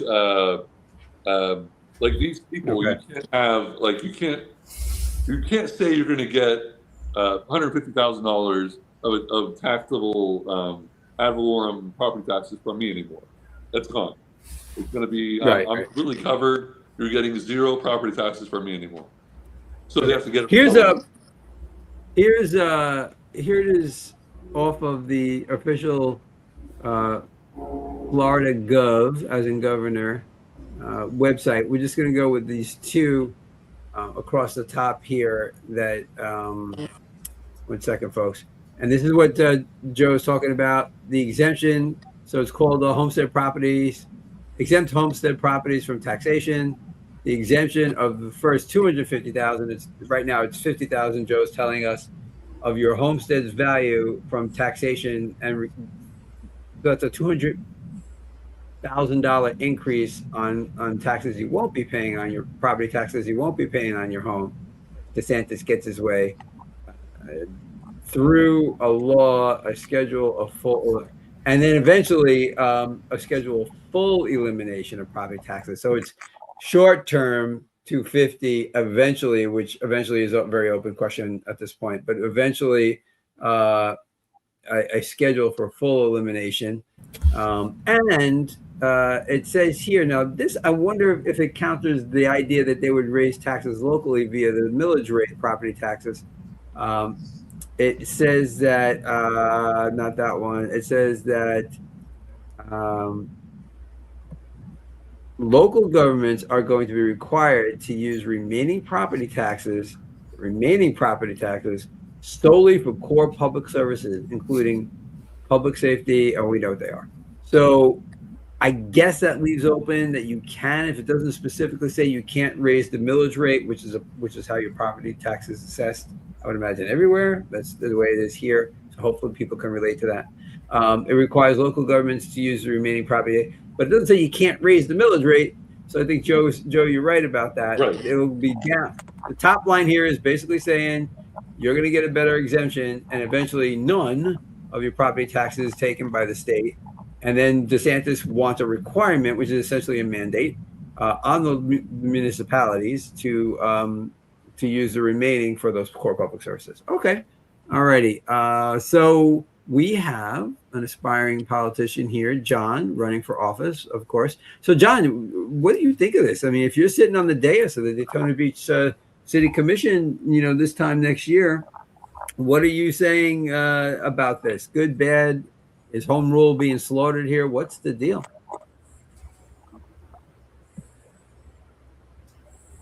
Yeah, there are very big John. concerns on how we're going to pay for certain services. And there is a big concern for that. We would have to, the cities would have to figure some. There's also a part of this that Joe didn't get to that I think exists, where future legislative sessions will have to do their part. They will have to increase the exemption. Like, they're not saying, all the legislature saying is now we're going to do like 2 years of this, and then in 3 years, what's supposed to happen is a future legislature, has to be by the people, maybe again, to do the complete erasure of some homestead exemptions. So it's not a full deal. It's expecting future legislatures to complete the deal, and DeSantis will be somewhere else. And so a new governor will be in charge, and who knows what their ideas are. So he's kind of, in a weird way, kicking the can down the road and expecting future legislatures to complete what he's promised. Okay, so you're saying that in DeSantis's proposal, which is going to be a special legislation to review, there's no guarantee that it's going to happen once there's a new legislature? Well, the first components that they're voting on is I mean, if they vote on it and they complete, it's going to be law. But the thing is, what they're saying is that we're kind of saying in a law, which is kind of odd, where you need to have a renewal. You need to have a future legislature complete the process. But it's going to be voted on by the people. And also it has to be approved by the voters. Once it's voted, well, if DeSantis wants this on the ballot in November. What's that? If DeSantis wants this on the ballot in November, if the legislature agrees and it is, and the people voted in, yes, how could the next legislative body change that? That doesn't seem rational. They won't change what is the new law. What they're saying is the plan is for like 2 years to continue. It could be really off, because it could change. And when they do these laws, they could change at any time. During today, they could have changed what they wanted. But the plan, at least last night, was that this legislature is only making a temporary deal, and that the future legislatures will have to continue the process to completely eliminate the property taxes. That this legislature is not doing that, and they're only promising with the vote. So it's going to have to be continued in order to complete all of this. That's my understanding. For whatever reason, I don't know why DeSantis has this in, but for whatever reason. So it's basically implying that a future legislature will have to continue the business. Otherwise, there's only going to be a elimination or whatever process is done for like 2 years. That's all that'll be done unless a future legislature agrees to continue the process. Okay, Mike, I'm going to ask you a question on this. I do want to post something here. Comment, Bronner. I love Mike's Sunday shows. We don't always agree, but he's a fantastic at presenting his position and is a gentleman in disagreement. And 100%, most of the time. 100% most of the time. 100%. I agree with that, Bronner, and I agree with this too, Bronner. I'm also becoming a big fan of this show. Thank you. You guys keep me reading. All righty. Shelly's in the house. What's going on, Shelly? I like when Larry's show ends early. I shouldn't go up against Larry. I like when Larry's show ends early. Larry's great, man. I love him. So let's see. Bronner, thanks again. This is a cool show. We have 4 different points of view. Yeah, man, this is what I probably say this every show. This is what I dreamed of for my news show, to have the varying views on here. And this is a good time to add that Joe Hannoush won't be here next week, but Addison Patrick, who is running for Jacksonville City Council, Jacksonville, Florida, will be on the show. She's actually coming on Thursday to discuss her platform, and then on Monday she'll pinch hit for Joe as the part of the panel. And she is so into liberty and so libertarian that her middle name she uses on most of her advertisements is Liberty. So it says Addison Liberty Patrick. So hopefully just checking in and seeing the tone of the show. And we are going to have a great time. We're going to have a great time talking her politics. There's a special election, and she'll fill us in on that for all the Florida folks and the political junkies throughout the world. We'll see exactly what Jacksonville's doing with their special election, of which she is a part of as a libertarian, running on the libertarian ticket. Let's see. Thank you, Shelly. This is a very underrated show. Thanks. My baseball show is also very underrated, which is why if you're a baseball fan, you should watch that as well. And that's on Tuesday. It's much like this. Let me see. Where else we should get the word? Oh, you guys are too much. I love it all. Thank you so much. Joel's in the house. You're listening to this in the background. That's what I just said to do. That's what I do with Mike's show when I'm working. Like I'll go on, I'll say, hey, Mike, I'm running errands. I'm working, working on this and that. But then, Mike, when I don't know if you heard that, I think you did because you were still hearing when you had to step away for a second there. I will, if I have to get back to my work, it requires a whole bunch of concentration. I don't X out of your show. I keep it running in the background and also on Twitter and on YouTube, so that the algorithms keep running your show even if I have to step away. That's even more vital these days. That people don't understand. If you're not a creator, you don't understand that continuous minutes watched is more valuable these days than even liking a program or sharing it. They keep changing the algorithm. Let me mention. I apologize. I know I dropped out a couple times visually. Just had a little bit of an emergency. A pit bull attacked my dog. And, oh no! Do you have to go? He's relatively okay. It looks like he got a scratch out of it, but he seems essentially okay. I'm not sure. I'm not seeing major injuries, but it's upsetting. And he's right here next to me right now. So if I seem a little distracted or off, that's why. And I apologize to the audience, but I think you can understand. But Yeah, listening you gotta go, man. no, it's all right at the moment. At this, listening to the argument, from what I can understand about it, it sounds like it's a great program. I think the reason why DeSantis is doing this is a 2 to 3 year program, and then it has to be reauthorized. One, it's a test, which I know Democrats love to run tests and love to do their specs, running the reports on these programs that they do. Two, it prevents a program that's a bad program from running eternally, because once something is passed in an eternal form, they go on forever. Great example is the Patriot Act. It gets reauthorized, every 2 years, and it's never stopped. Why are we even bothering? Because it's always going to be reauthorized. And every other program that we have, U.S. aid, is still funded by the government, even though there's no one there to operate it, and all the money is being redirected. But it still exists. So this is a means by which to test the program, see that each of the municipalities can effectively make this transition. It gives them a time to build up to having no property tax instead of having, instead of trying to do it overnight. They have a process in place. They've gotten used to it. They've had some time to work on that. If it's not effective for the state, if it turns out to be counterproductive based on what's expected, well, then we know that we shouldn't reauthorize it. So he's doing that, and all of those reasons. And the third thing, or perhaps the last thing, is obviously he's looking to run in 2028 for the presidency. Not a problem.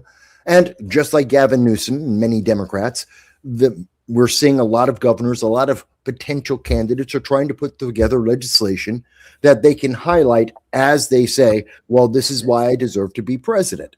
I don't have a problem with that when we see policies that actually are positive and beneficial to the public, as opposed to, say, Gavin Newsom, who's running around and he's saying he should be president, but $2.5 billion disappeared in rebuilding the Palisades that actually has built one building so far. And again, $2.5 billion disappeared. And he's saying he should be president of the United States and manage all of our budget. Why? I don't trust him there. Actually, Michael, mismanagement of budget by the federal government is kind of a key requirement, isn't it, to be public? You would think so. Okay. And there is go ahead. There is a thing where the DeSantis administration kind of lost, unless I really got it wrong, lost about $605 million or so because they got the money with the students. I teach. Money went to private schools, public schools, and the student wasn't there. And the trick was all of a sudden the student was in for September, and then they left the school, and it's tough to track it, but you can do it. And then the money went for the whole year to the one school, and then the money didn't go to the other school proportionally for the time they were in the other school. So having the school choice, it was a transition that they botched to an extent of that part where it should have tracked the student, because then you have inefficiency. So there was a lot of money that was lost with our school system that was state money, and the state perfectly admitted it. Don Gates did a searing talk on that, and he's Matt Gates' father, and he's as as Republican as he can get. And he said, hey, we can't do this. It makes Republicans look bad if we're not tracking the money. It has to track with the child, because it's not going to the right place, which is common sense. I agree, it should go with the child, but it didn't. Well, isn't it wonderful that Republicans are willing to take accountability and to fix programs that they have initiated when they don't do what they were supposed to do, as opposed to what we've seen in Minnesota with Tim Walz, who ignored the problem for 7 years, and now it's costing about $9 billion to people across the United States, and it's the start of God knows how many other frauds. We see in California that at least 800 hospice cares are fraudulent and have received somewhere around $2.5 billion. That's just in one city in California. The full amount is estimated somewhere around $50 billion and has been going on for multiple years, and the Democrats in both cases have decided to gloss over the story, blame the people who actually found the problems, and to try and minimize this and say, well, it's really not as bad as you think it is, except it really is. And then if we go into Illinois, we go to Massachusetts, New York,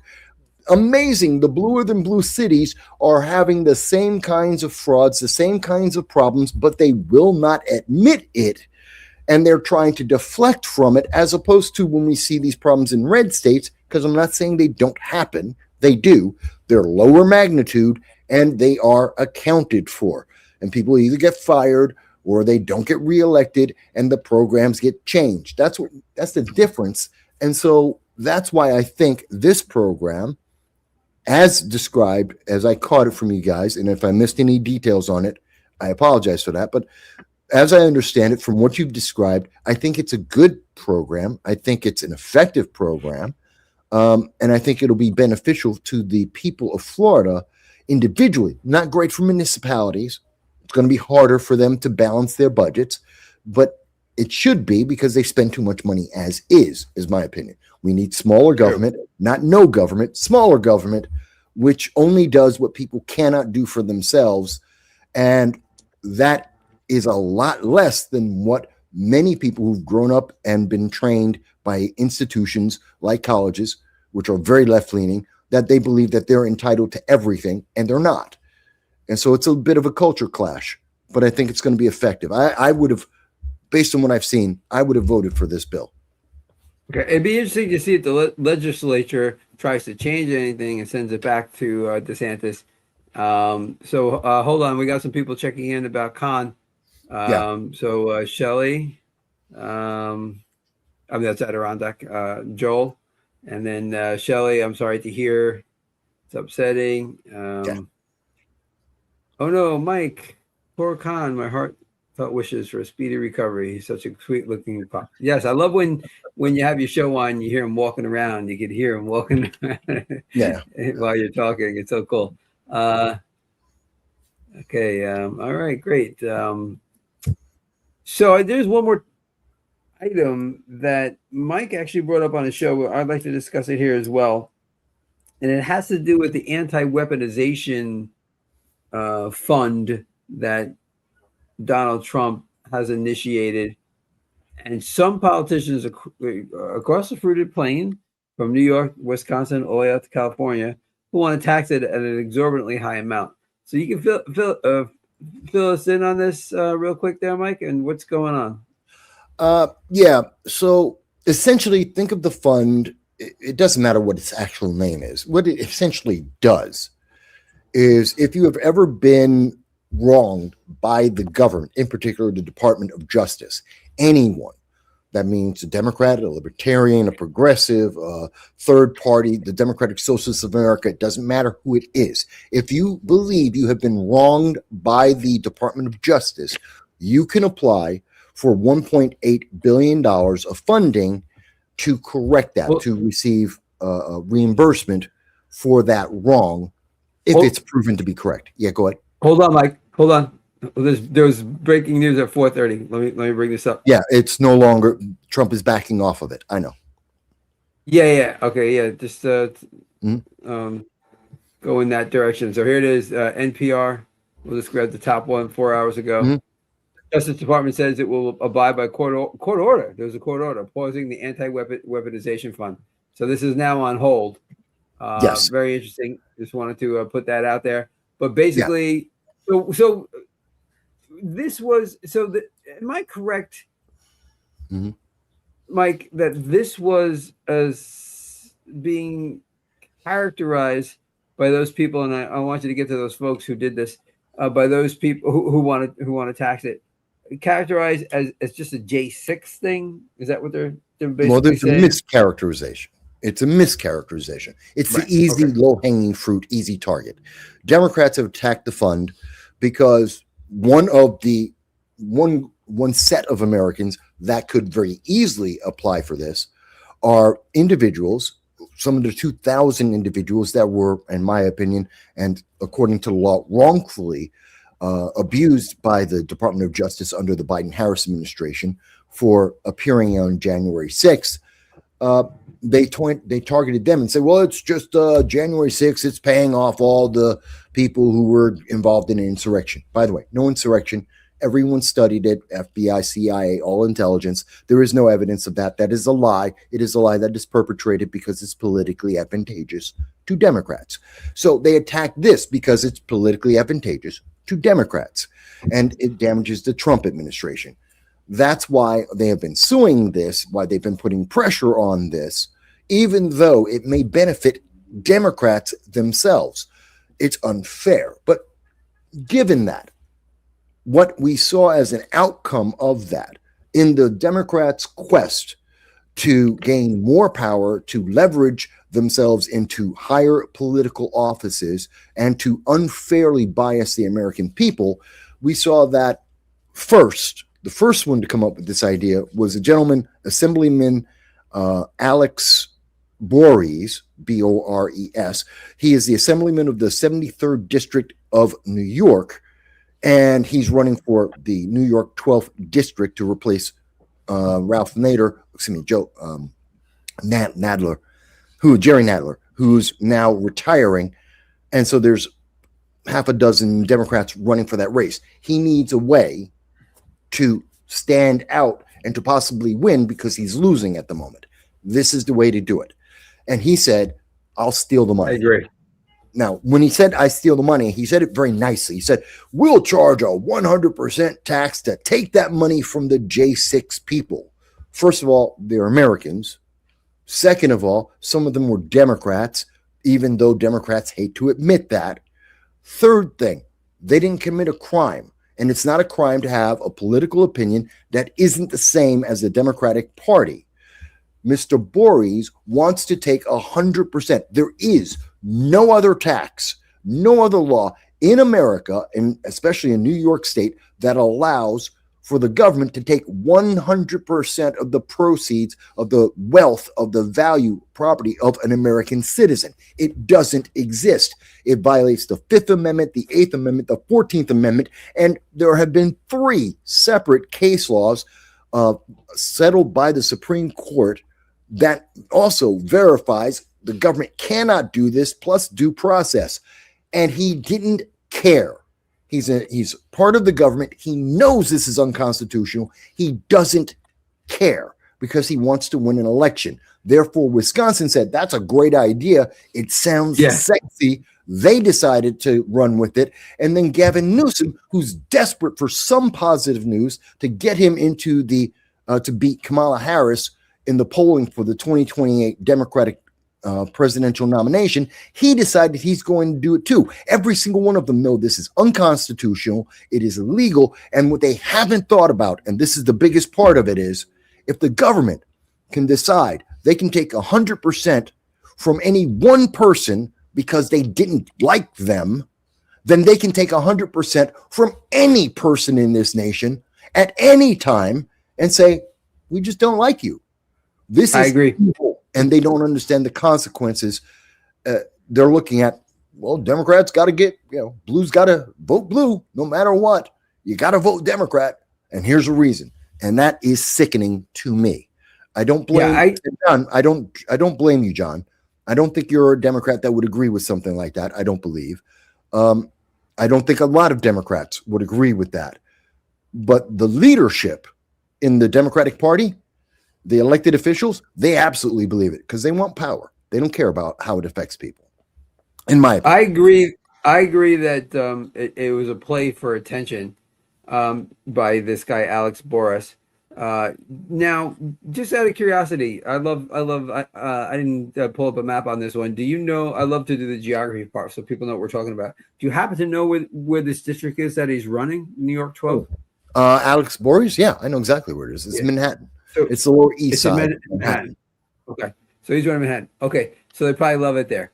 Yeah, well, I don't know if they love I'm the just messing more around, progressive you know. and democratic socialist you are, the more that they would like this because they want to destroy the Constitution.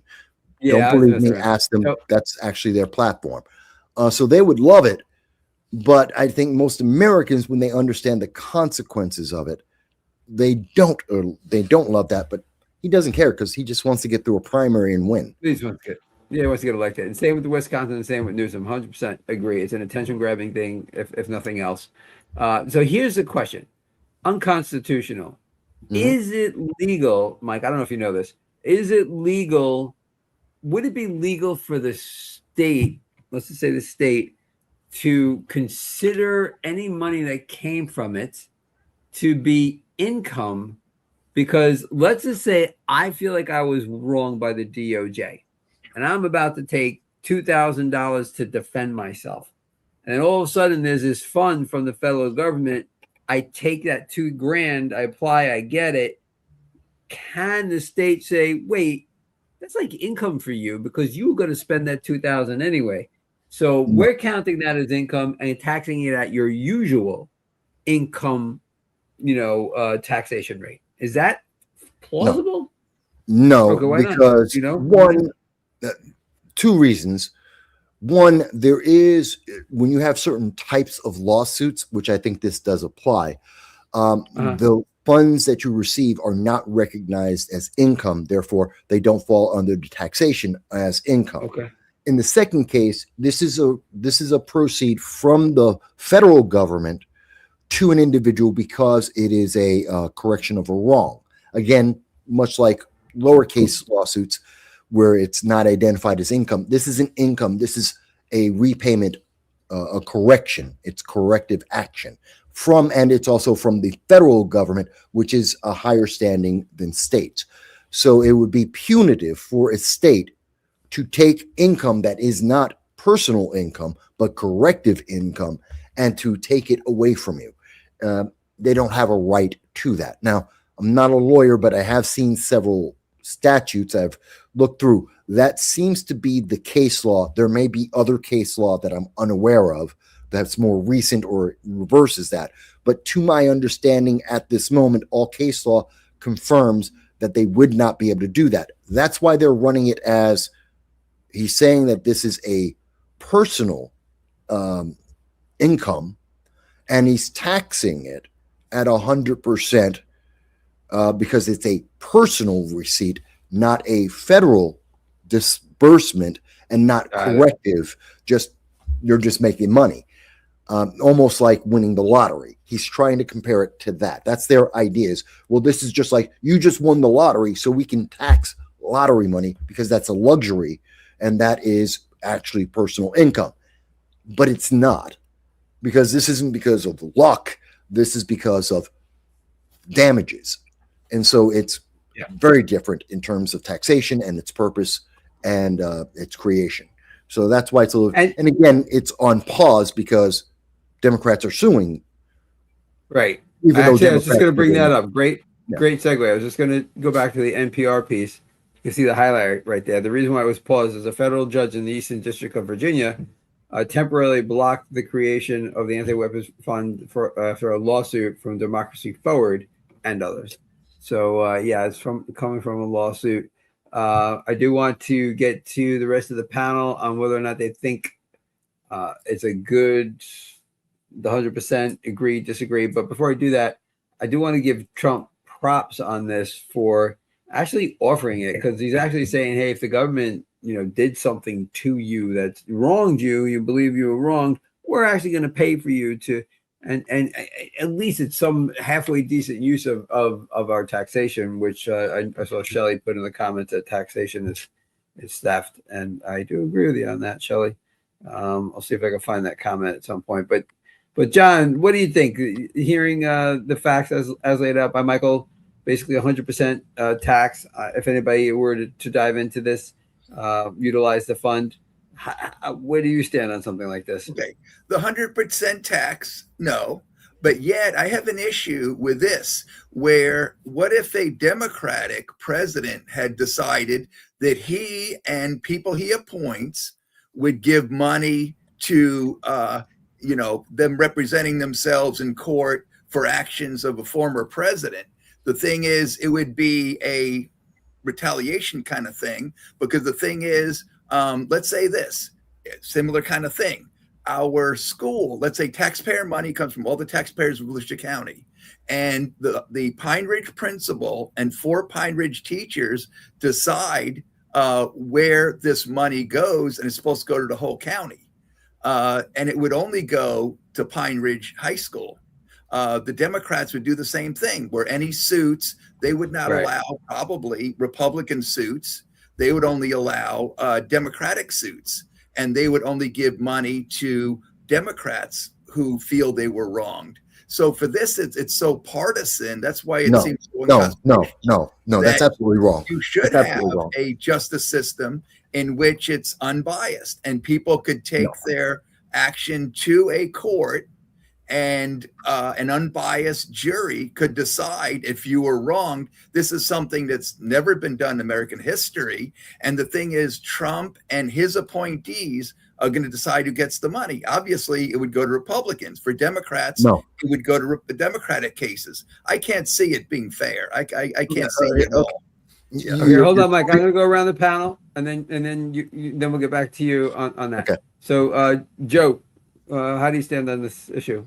I like the concept of accountability on this one and making people whole. However, where's the money coming from?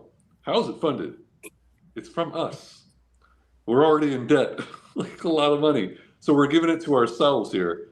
What this reminds me of is like, okay, when someone is jaywalking or whatever, and someone, whoever, a police officer, arrests someone wrongfully because they said, oh, you were panhandling or something, and they break their arm during the arrest, something like that. So then the person that was wrongfully arrested, wrongfully injured, they sue the local government where the law enforcement officer is employed at. And who's paying that? The taxpayers are paying that. So it reminds me of qualified immunity. We got to get rid of qualified immunity, where we hold individuals accountable in government for doing the wrong thing. So that's what I would do in this case as well. That's what I would try to do in this case as well. But I like the thought of accountability. But yeah, the 100% tax is really what we're talking about here. But the 100% tax, obviously, that's crazy. That's insane. I'm a libertarian, of course. I'm for zero taxes, so I'm not a fan of any of that. That makes no sense at all, and it's a scam. It's one side, again, as John said, it's partisan. One side is saying this, it's going to benefit their party, and then the other party's like, oh, not anymore, we're going to tax it all. So it's gamesmanship, it's partisanship, it's government playing with us as pawns. Okay, all right. One thing. Let me get some of these. Catch up on the comments. Taxation is theft. Yes, Bronner, especially Social Security. Nothing is more thievery than Social Security. Take your money without you saying yes, and then invest it on your behalf. And any other example, that would be flat out thievery. It should be optional. George Bush tried to make it optional, couldn't get Congress to go along. Shelley says New York taxation is grand theft. Yes, indeed. Connecticut's right up there too. When I lived up there, Connecticut and New York were like neck and neck. So Joel says that the Democrats think Trump will be vindictive and attack his enemies because that is what they would do. So they hand out preemptive parties. So they hand out preemptive pardons. I haven't read it in years. Okay, whoop, that's something else. A lot of folks are having conversations amongst themselves, which is really cool. I'm really digging that. Okay, so Mike, I know you wanted to respond. Go ahead. Yeah. So there's a couple of problems with your analyses, guys. First of all, let's deal with the money. It's $1.8 billion that is already allocated to Department of Justice. Yes, it's our money. It's money that's already been spent. It's already there. So whether we spend it on this or we spend it on getting mops, it doesn't really matter. The money's already been spent. It's already been allocated. Now, you may not like how much has been allocated to Department of Justice. That's an entirely different question. That is to deal with the Congress, and that is a whole other issue. The fact is, money already exists. Now it's a matter of how we're allocating the money, and to allocate at least some of that money. And by the way, $1.8 billion is about 0.001% of the national budget. I may be off by a tenth. It could be 0.01% of the national budget. It's not money on a national level comparatively to anything that we spend money on. That being said, so that's the money isn't the problem. And the argument that, well, it's going to be biased is ridiculous. It is a wonderful excuse when you need something to say that this isn't going to work. Because again, it applies to anyone and everyone in America if you have a case. The problem is Democrats really don't have a case. And we've seen that over the last 4 years. We've been seeing it for more than 4 years. They have benefited from the news media and from the justice system on a regular basis. We can think about the IRS Lois Lerner, that entire scandal. We can think about under the Biden administration that he had weekly meetings forcing Facebook and Twitter and all of the social media giants to punish American citizens for questioning anything and everything that the Biden administration was saying about healthcare and other issues like the lockdown. So we see the benefit that has happened. It's been lopsided. It's been biased. We've seen that Democrats are more than willing to lie about the cognitive abilities of Joe Biden. They've lied about Russia. They lied about the Ukraine phone call. They don't care what they have to lie about to gain power. They will do it. And again, they'll take 100% of your money because they don't like you. And it's about their power. Where's a question you want to ask about money? What are they going to do with the money if they take 100% from you and me? What are they doing with that money? They won't mention that. They have no idea. One, because they know it's unconstitutional. And two, they don't care. They just want to take it from you. So they say, this is going to be unfair. And we got to put it in the courts where it'll take 300 years for each of these cases. The whole reason why people have been abused by the DOJ is if you want to go against the American government, they have infinite funding and infinite power to influence every single judge in America. That's why we're going through a different system, because the small guy, the individual, can never beat the DOJ. It's not possible for them. So this is the way to get it done. Now, we might have gotten a panel, which would be Republicans and Democrats on it, to go through each one of those cases. But because Democrats didn't see the easy advantage for them in the 2026 and 2028 elections, they said, no, just kill the whole idea because, well, we're not getting paid from it and it's not going to help us get elected. So screw everybody. We'll either take the money or we will just kill the whole idea. And that's exactly what's happened. And it's kind of sad. Alrighty. Do you know if he's actually Alex Boris, the gentleman who first got attention for this and is running for New York 12th in Manhattan? Do you know if he actually filed the bill? Is the bill? It's funny. No one's filed the. It's funny that even though 73 Democrats in Congress, Jamie Raskin has also said that he is going to introduce a bill doing the same thing that Gavin Newsom and Alex Boris is going to do in the federal government, to strip away American citizens' rights. Jamie Raskin. He has 73 Democrats that are supporting his bill. Not one word has been printed, not by Alex, not by Gavin, not by Jamie Raskin. No one has written a single word, but they have massive support from the Democratic hierarchy, blind faith. And think about that.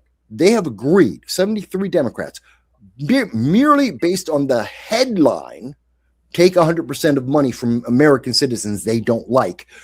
And they're willing to put their name on a blank contract. They don't know what any of the content is. They don't know how it functions. What does it do? Why does it do it? They have no idea. All they know is take 100% of the money from people we don't like. And they said, we're all in. This is evil and it is dangerous to America. So Yeah, well, let's see if any legislation actually gets passed on this, or if it's just a talking point for a campaign, which is a very common occurrence by both Democrats and Republicans. And I also want to say that even though I lean libertarian, I am not wholly convinced that libertarians wouldn't start doing shenanigans too if they got because it just happened. I mean, they're going to want to keep power. Republicans want to keep power. Democrats want to keep power. The only great thing about having three major parties is that it's harder for anyone to there's more people to corrupt. I don't want to go down that road, but basically, three major parties would make it less likely that there would be corruption, less likely that you would have because they could always. There's more people calling other people out. It's a whole big thing. We don't need to go over that right now. But I am not fully convinced that the Libertarian Party wouldn't start doing their own shenanigans if they got to the same level as the Republicans and Democrats. But I would like to see it happen. Go ahead, Give us Joe. a chance first. Come on. What? Give us a chance first. 100%. 100%. All right, folks. We're going to leave it right there. It is been a great show as always. Mike, definitely let us know what's going on with your dog, even if you grab like a short and put it up there. There's a lot of people interested, including all three of us. So, folks, thanks so much for stopping by. The comments were great this evening. Your guys' comments are great. John, I won't see you tomorrow night. I'm not going to be at the commission meeting. That's Wednesday night. I will be watching a new baseball team in New Smyrna Beach called the Gnarlies. I wrote about them on my blog. Check that out. There's a new baseball league in Florida called the Orange State League, and I'll be there Wednesday night watching them, reporting, and all that kind of fun stuff. Okay. So I learned tonight that if I charge my computer, it interferes with your connection coming in. If I unplug my charger and it's charged fully before the show, then it won't interfere. So the interference was because when I plugged it in, it needed to charge and it needed to run your program, and it couldn't do the two, obviously. So due to scientific experimentation, once I unplugged it worked perfectly. Okay, awesome. And you will need that for Friday night. You yes. And Monica debate all things Daytona Beach and I was going to say that. All things Daytona Beach. All right. It would look fishy if all of a sudden my connection came out on a hard question. So I won't do that to you. Exactly. All right. I can't answer that. Not the Democrats wouldn't try that. Okay. All right. Great seeing everybody. As Joel says, nice seeing everybody. Perfect way to end the show, Joel. Nice seeing you out there as well, and all the other folks. And for those who didn't chime in, and for those who do, I don't know where in the world you are or what time it is in your neck of the woods, but no matter the time, I hope you had a good time this time. Until next time, we will see you